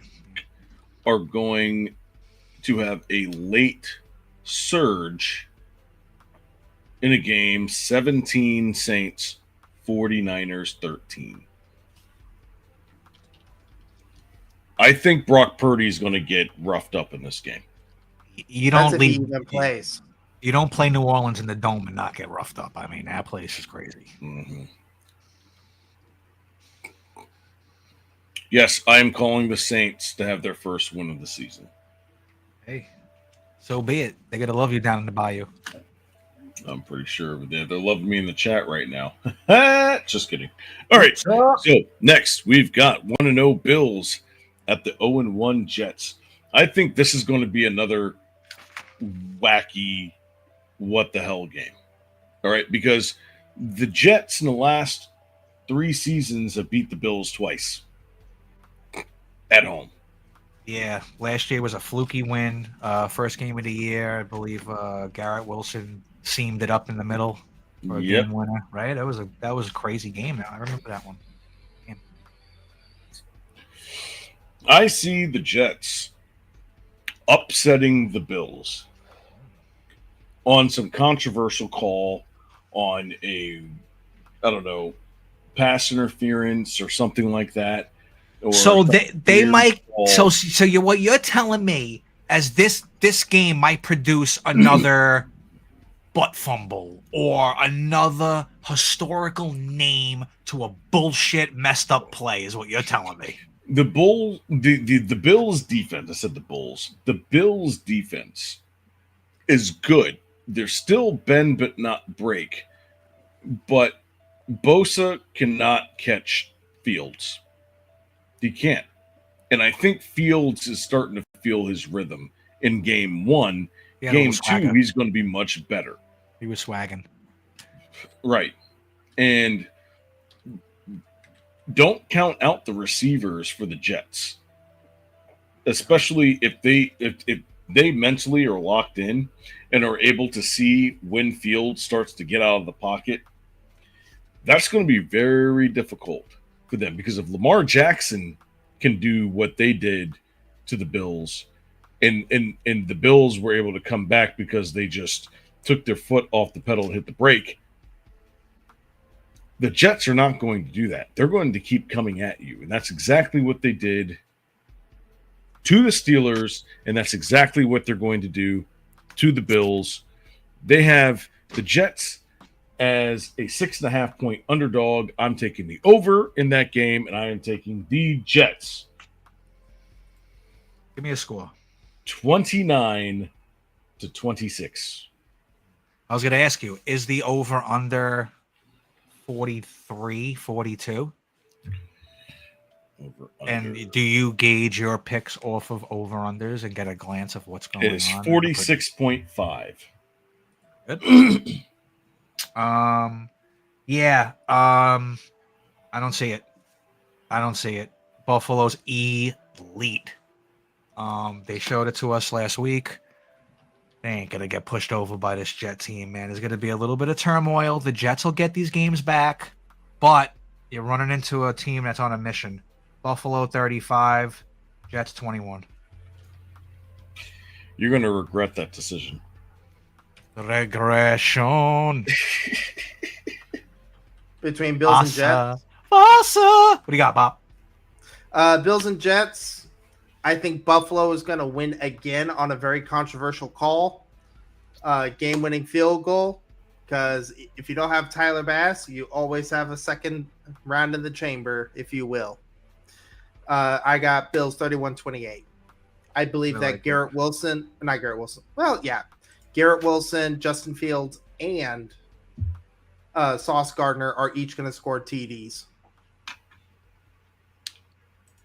Swazi. But yeah, I don't know how good Aaron Glenn is as a head coach, but if the offense from what we saw last week means anything with the Jets, they are going to be a scrappy team, but I think the Buffalo Bills are just going to be just a little bit better. Listen, Aaron Glenn is going to be a very good to great coach eventually. Give him the pieces because the Jets are known to always have a very good defense. So if you could implement a little bit of offense with this guy and build some wins, we'll see what happens. Go ahead. Speaking of building some wins, I'm going to go ahead and pick the upset of the week in this following game between Seattle at the Steelers. At the Steelers. I'm going Seattle. A lot of people are calling Seattle right now, and I don't know why. I can tell you why. Tell me. You ever heard of the most expensive piece of glass to ever break? That's the Steelers defense. They have the number one highest paid defense in the NFL, and they got damn near smoked 8 ways to Sunday by Justin Fields. Okay?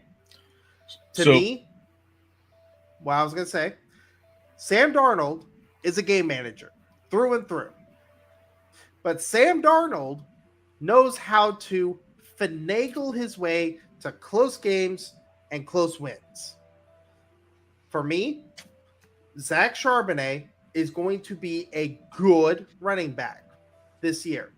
And that defense is very susceptible to game manager quarterbacks and game manager running backs. Overall, I'm going to pick Seattle 21-14. All right, so the Steelers' defense is basically Stone Cold Steve Austin. All right, so I'm going to go Without the beer. without the beer. Right, exactly. I agree.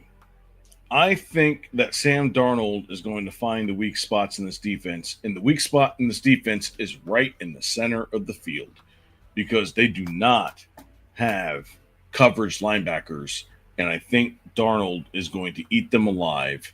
And the running backs for the Seattle Seahawks are going to eat this game. So it's going to be a shorter game. Aaron Rodgers is only going to have 8 possessions. And unless he scores on all 8 of those possessions, I don't think that that's going to happen. So therefore, I am going Seattle 24, Steelers 20. Good. I expect a letdown game from Pittsburgh. I think Aaron Rodgers really gave it his all against the Jets. They scored a lot of points. They're going to come home for their home opener. I think it's just going to be a little bit short. Like you said, I'm with you with Sam Darnold. I think Sam Darnold, as soon as he left the Jets, he became what he was supposed to become when he left college. He's going to be a great quarterback. And the line, I looked at that line. The line speaks to me a little bit how it's so low like that with the Steelers, what they did week 1. So I like Seattle. I'll take Seattle 24, Pittsburgh 19. Good night, Vashnik. All right. I can't think of this one, but I'll say I'll take the under in the Seahawks-Steelers game. Not bad. All right, so the under in the Seahawks-Steelers game is 42? It's 40. 40. I took the under on that one as well. And all the points are going to be scored by Seattle. 40 to 0. This guy thinks he knows. All right. And then, all right, so let's fly through these. All right, 1-0 Rams versus 0-1 Titans. I'm taking the Rams 23-10. What do you got? Go ahead. Okay. Yeah, I like the Rams as well. I think they'll, they looked bad against the Texans, but I think they'll get a little bit sharper. And Tennessee just sucks. So Tennessee reminds me of Carolina. I'll say St. Louis wins 27-10. I've got the Rams as well. And believe it or not, you and I got the exact same score, Gargi. 27-10, LA Rams over Titans. Lock it up, boys. You got it here Cam first. Ward, Here we go. Cam Ward's too young, not enough experience, not enough weapons. Defense is still growing. It's also Brian Callahan, so screw him. Next game. All right, I can see the Titans going 1-15 this year. All right, now next is the 0-1 Panthers versus the 1-0 Cardinals. I am taking the Cardinals at home in a blowout fashion, 38-13. I like it.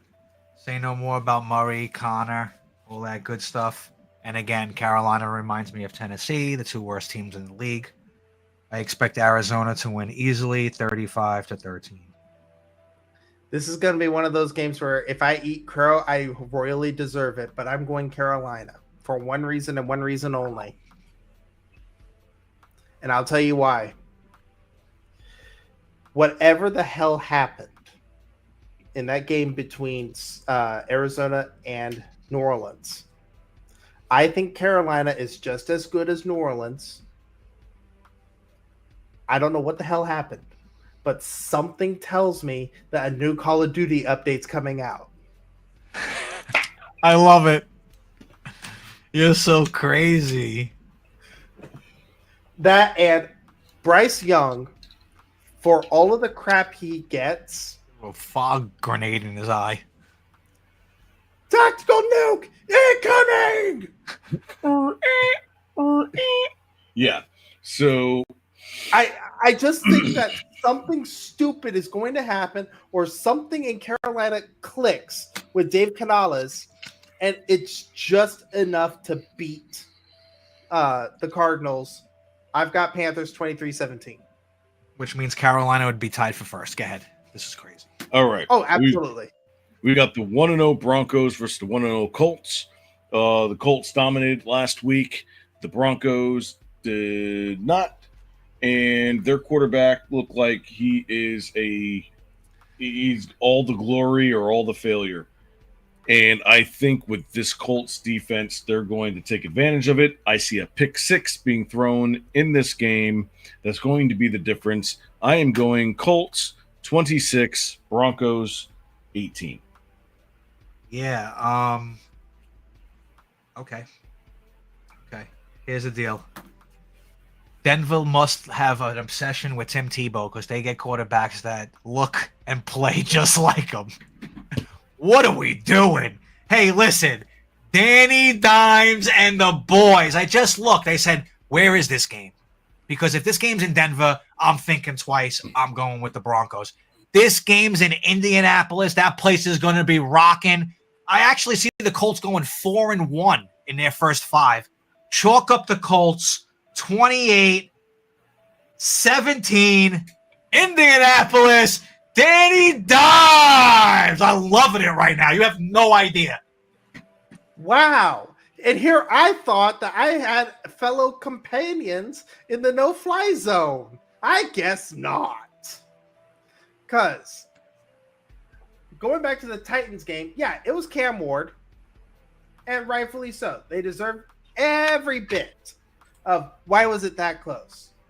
But even still, Denver only allowed 133 yards total offense to Tennessee. And I don't think Danny Dimes is that good, considering he was playing Miami and Tua turned the ball over. So I'm going to say Bo Nix bounces back. I'm going to say that Bo Nix has at least 2 TDs, and it's going to be a Broncos win 24-23. That's a statement. That's got to be like the upset. I don't know. That my upset of the week. Not a massive upset, but I think we're starting to see something. I think we're starting to see. Listen, I keep messing around, effing around about Daniel Jones, but the dude is a quarterback, bro. And if you give him the pieces and you're in the right place and in the right environment, the Colts are the real deal, bro. It's crazy right now. All right, Richardson's done. Get him out of here. We're going to move to the 425 game, the 1-0 Eagles versus the 0-1 Chiefs. I called it 2 weeks ago. The Chiefs are going to go 1-3 to start the season. You did. I love it.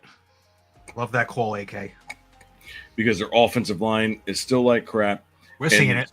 And they don't have enough offense to keep up. And the Eagles are going to make it a short game with their tush aficionado. I'm going Eagles 26, Chiefs 18. Okay. I'll make this quick. I think Kansas City's black card for whatchamacallit. I'm sorry.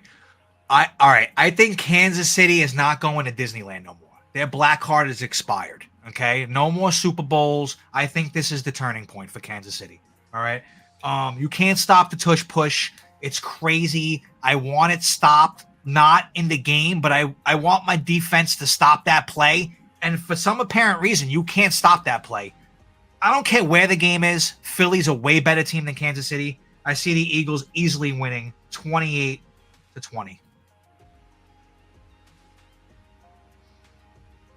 Boss. As far as Eagles-Chiefs, Eagles, they showed me that their defense has a lot of issues, but the Chiefs' offense is not gelled together at all. And the dirty bubble finally released Jim Harbaugh to just enough of a leash to beat Kansas City. And to me, I think the Kansas City Chiefs, their woes are going to continue, especially because Xavier Worthy is already going to be out for this game. I've got Eagles. I was going to ask you about that. I was going to say, I'm going to say Eagles 28-27. Two things. One, thank you for the 300 people watching right now. This is the most that we've ever had watching this guys. show. Oh, that's great. And we appreciate your time. Please make sure you like, comment, subscribe, and please share this show out because we still have 2 more segments to go, and we've got about 20 minutes left. So share it out to all your friends. Number 2, we got a trader on our hands. Go Birds. What, did I just say that? Uh-oh. Wow. Why you do this? Why you do this? Don't let them hear you say that at Giant Stadium, hon. Yeah, well, I'm going to have to help Gargi get out of a tough situation. A melee. Exactly. All right. So next we've got 0-1 Falcons at the 1-0 Vikings. I actually think that the Falcons played well last week and their defense failed them. Yeah, I do as well. I think you nailed that one right on the head. Tampa's got an elite offense. Atlanta's defense, short, late plays, controversial calls, tight. What's going to happen with a play call here, a play call there? I think they were trying to run some clock out. They got caught up. They had to pass it on 3rd and short. But listen, at the end of the day, I love Bijan on my sandwiches. I don't know about you, but besides the fact, I like the Falcons on the upset. I really do. I'm gonna say something that I'll probably never say again. Talk to me, Daddy. I am calling a 27-27 tie. And our first tie of the National Football League 2025. I'm calling a tie. I'm going to put a T right here for tie, which is out of control. Navas, what do you think about this scenario? I'm not going to give you the tie, but I will give you credit for the first overtime game in the NFL. How does my tie look? Non-existent. So you think this game is going to be an overtime game, and what is your final score? I think the Falcons, the fact that they finally realized who the hell Kyle Pitts is and what the hell you could do with the tight end, couple that with the running back that actually knows how to juke and swap and to and from. I believe that J.J. McCarthy's just going to get overwhelmed, and it's going to be 24-21 in overtime. Falcons ATL? for the victory. Me and you got brainwaves going on, bro. We're using the same helmet here, wired up. I love ATL. 24-23 Falcons on the road. I think the Vikings got a gift at Soldier Field. So, even it up. 17-17 Buccaneers win in OT. Yeah, I mean, hey, that sounds great. Hey, I love it when you win in overtime at a tie. It's great. Yeah. All right, so this is our first of the double headers on a Monday night. We've got 1-0 Buccaneers versus 0-1 Texans. I think the Buccaneers are going to win 12 games this season with their newly acquired wide receiver, and they don't even have all of their wide receivers right now. They really don't.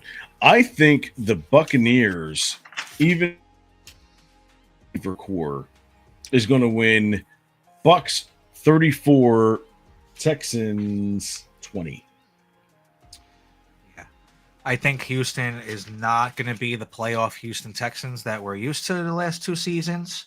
That division could have changed. They've got injuries too.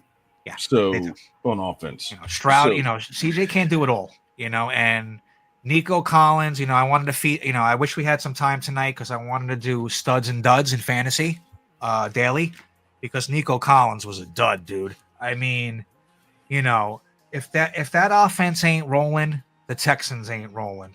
Tampa Bay is rolling. I love Tampa Bay. I see Tampa Bay went in 28-17. Buccaneers. Oh, you know me. I cannot in good conscience. Maybe it's Abilene. Thank you. No, I can't in good conscience go against Houston because Derek Stingley and Will Anderson both have Baker Mayfield's number through and through. Will Anderson already 3 sacks against Baker Mayfield in their 2 appearances. That's number 1.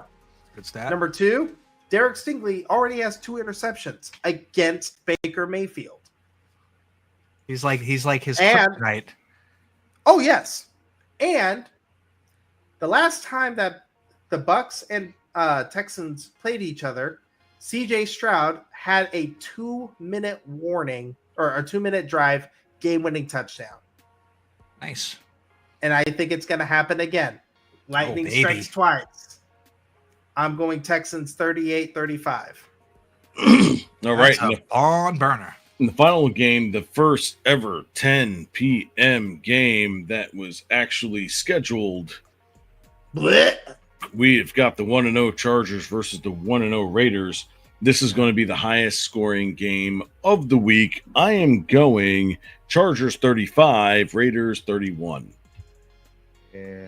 But no. I also Tell me why. I also think that this is going to be the breakout game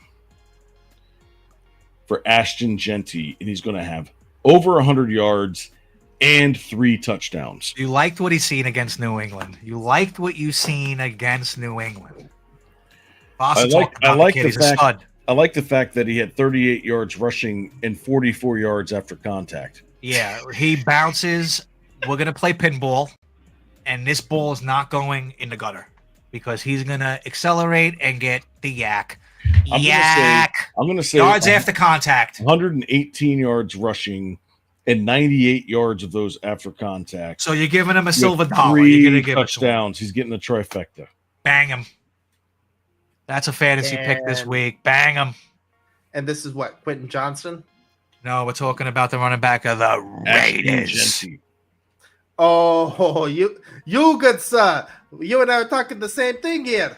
Because I've got Raiders, but it won't be that high scoring. I believe that the Raiders, what they did with the Patriots, it's a bend but don't break. I think that Geno Smith is an excellent game manager quarterback. Justin Herbert can't get over the hump. This might be his year. Who knows? But I think it's going to be Raiders 17-14. Yeah, man. Hey, listen. I think Geno Smith is one of the real deals as a quarterback in the NFL. You know, he's one of them.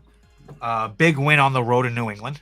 All right. You know, let's cross the country and get a W for that AFC West team. I like the Raiders. I think they're going to keep it going and they're going to make a little bit of noise and try to make a face for themselves again. I see them winning 28-24. Raiders. Okay. Look at that. Beautiful. Well, those are our picks. I hope you guys are playing along, and I guess we're going to see what's going to happen next week. But it's time for the Franchise Files.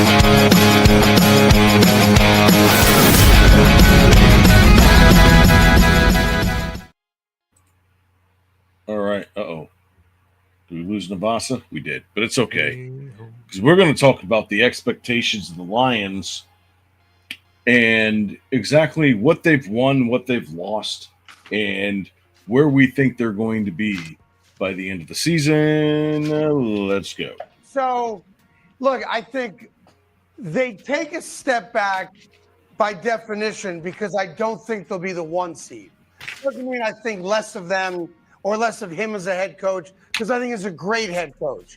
I don't think the Lions are going to be as good as they were over the last couple of years. I'm not a Johnny Morton guy, the new offensive coordinator. I saw him here with the New York Jets. I know he was with the Lions back in 2022, so he knows the verbiage, he knows the system. So we're not going to know the whole brand new thing. It's the Lions, Jared Goff system, so that's good. You knew him in Denver. Yep. He was the passing coordinator there last year with Denver. I just don't like him because he was with the Jets, and that doesn't mean he's not any good.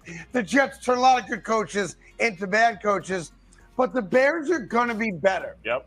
If Jordan Love is healthy, the Packers are going to be better, right? Minnesota, I think, is not as good as last year because you've got a rookie quarterback and we just don't know. So I think the Lions are a playoff team. I do not think they're a lock to win the division like I thought they were a year ago. And I think it's going to be hard for them to win a Super Bowl. I thought they were the best team in the NFL for the majority of last year. Yeah. So decimated by injury. Yeah. Yeah, you So- can stop it there. they've been decimated by injuries last year, Yeah. right? And they basically had a whole second string defense out there in Yeah. the playoffs, which is why they lost in the divisional round to the Commanders.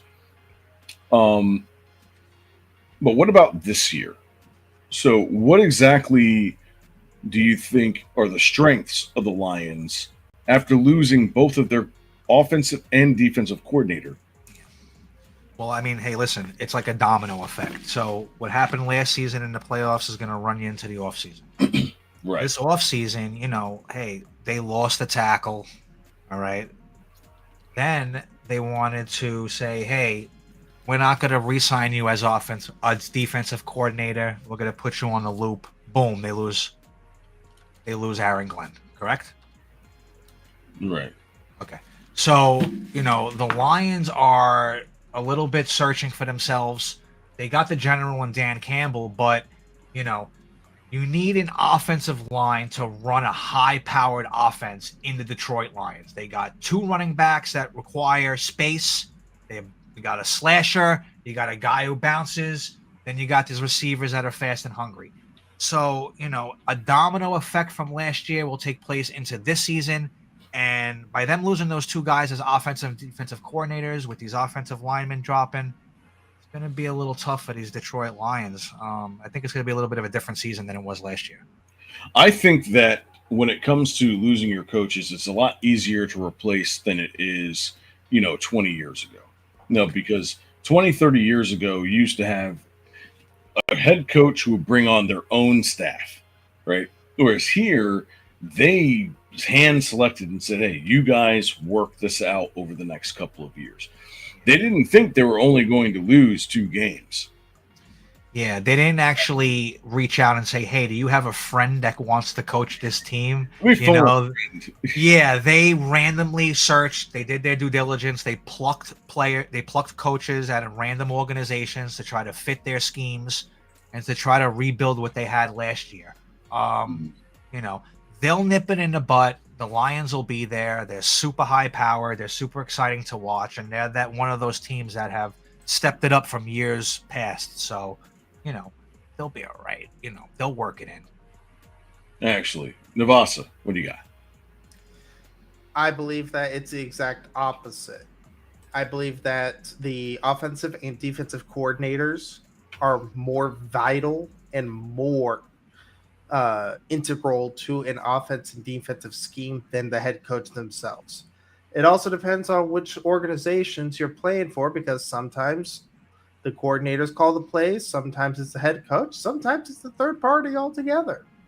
And in this case, I believe that Aaron Glenn and Ben Johnson worked extremely well together to go ahead and complement the better halves, or the lower halves, of Dan Campbell. However, now that you've got both of those guys apart, and now you got 2 random guys coming in, that it doesn't seem that they mesh as well with Dan Campbell as the other 2, you're now seeing a deteriorated product in the form of a worse Jared Goff, a worse Amon-Ra St. Brown, a worse Jahmyr Gibbs, so on and so forth. So I think that the Detroit Lions in particular are going to suffer from a problem of the sum was greater than the parts, or the sum of the whole was greater than the sum of the parts.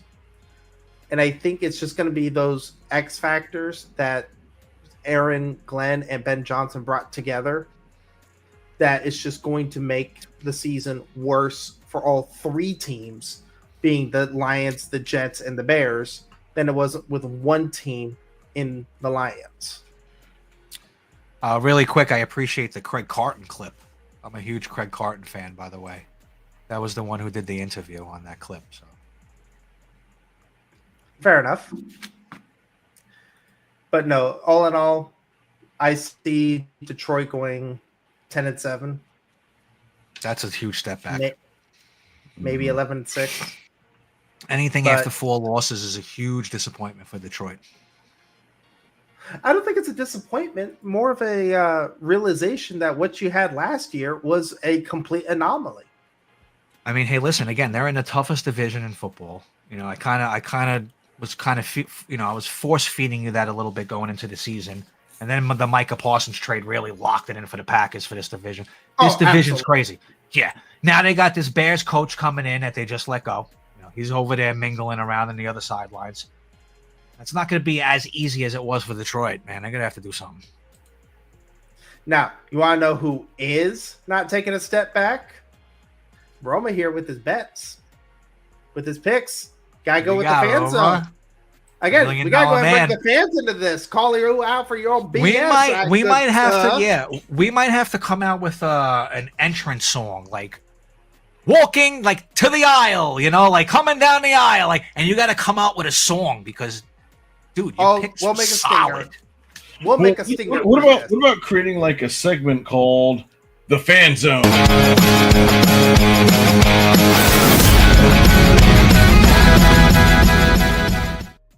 All right, so for our final segment, what we're going to do is we're going to give you our best picks and parlays for this weekend coming up.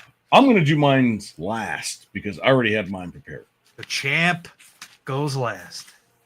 Exactly. So, Gargi. Yes. Hey, shoot listen. Off. Give me your best parlay for this weekend. 3-legger. It could be 3-legger, whatever you want it to be. Cool. Okay. We're going to start out in the Meadowlands. The Bills and the Jets. I love the over. Okay. So I love the over in Buffalo and New York. Okay. I love the Rams over Tennessee. All right. What are the spreads so that people, or not the spreads, but the over? Might have to grab that for me. I don't have that in front of me at the second. The first one you said was the Bills, right? So that I like the over in Buffalo, New York. It's 46.5. I love over 46.5. Mm-hmm. Okay. And I love the Rams on the road in Tennessee. The Rams are a 5.5 point favorite on the road. Okay, so that's a slap in the face for Tennessee. The Rams will win easily 2 possessions. Right?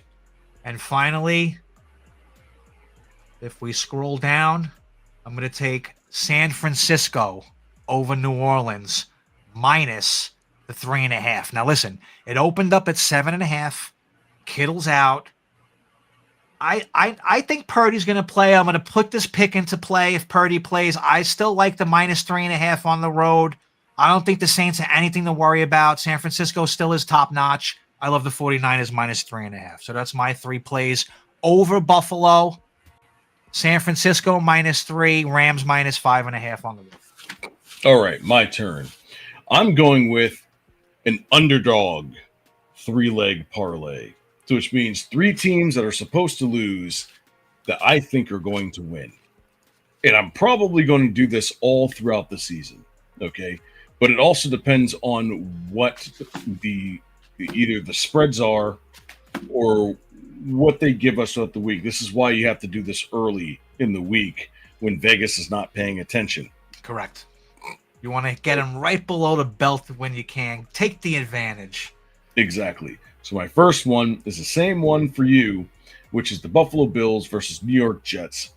I already have the New York Jets in an upset.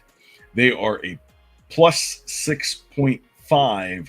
I am taking the Jets and the points in that one. I think that's smart. I think everybody is going to do that. Home with the points? That sounds pretty luscious. Home with the points. All right. Number 2 is the Cleveland Browns versus the Baltimore Ravens with a plus 11.5 point underdog. 11.5 points with that defense. Like, I'm sorry, but I saw what they did. They didn't even get 11.5. Well, they did get 15-point lead in the fourth quarter. But Baltimore, when they get ahead a lot, they let off the gas. I believe you said it was going to be maybe a 6 to 7 point. About a 6-point game. So the 11.5 is very juicy. So I think Cleveland's going to lose this game, but I think they're going to backdoor their way in, where I'm taking Cleveland and the 11.5 points. Sounds good. All right, that's the second underdog. Number 3, and this one should be a no-brainer, and that is the Denver Broncos versus the Indianapolis Colts. The Colts are a 2.5-point underdog at home. Why? What does Vegas see that we don't? Better not be Bo Nix. It ain't going to be Bo Nix, that's for sure. Not after that. That's a let me throw some salt in your eyes on that game. Yeah, I think Indianapolis is going to win this hand. So those are my 3 underdog picks as a 3-leg parlay. Jets over the Bill. I'm taking the Jets plus 6.5. I am taking the Browns plus 11.5, and I'm taking the Indianapolis Colts plus 2.5. And what's great about that parlay, really quickly before Navasa, is it's 2 home underdogs out of 3. Don't disrespect the house. I love it. Come and get some. Yeah. Sir. Wow. That just tells me I'm good. I'm just disrespecting the house this week. I'm disrespecting the entire house. Well, then they're going to have detention. Because I have a 4-legger.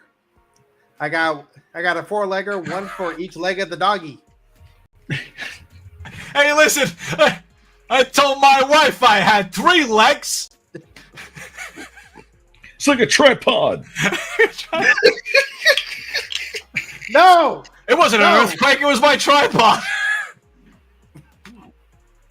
Do you see what you did, Navasa? We tried to get a nice, clean segment. Tuck it in your sock next time. Talk it. Anyway. Talk to me. I got a 4-legger. Oh, you. I'm going Denver -1. Give the point. So wait, you got a point. He's got 2.5. Where are we? No, I give the point. Give Roma is taking 2.5. Oh, I see. I got you. Go ahead, rock with me. Yep. So Denver, give the point. Denver and Indianapolis over 42.5. It's the same game parlay.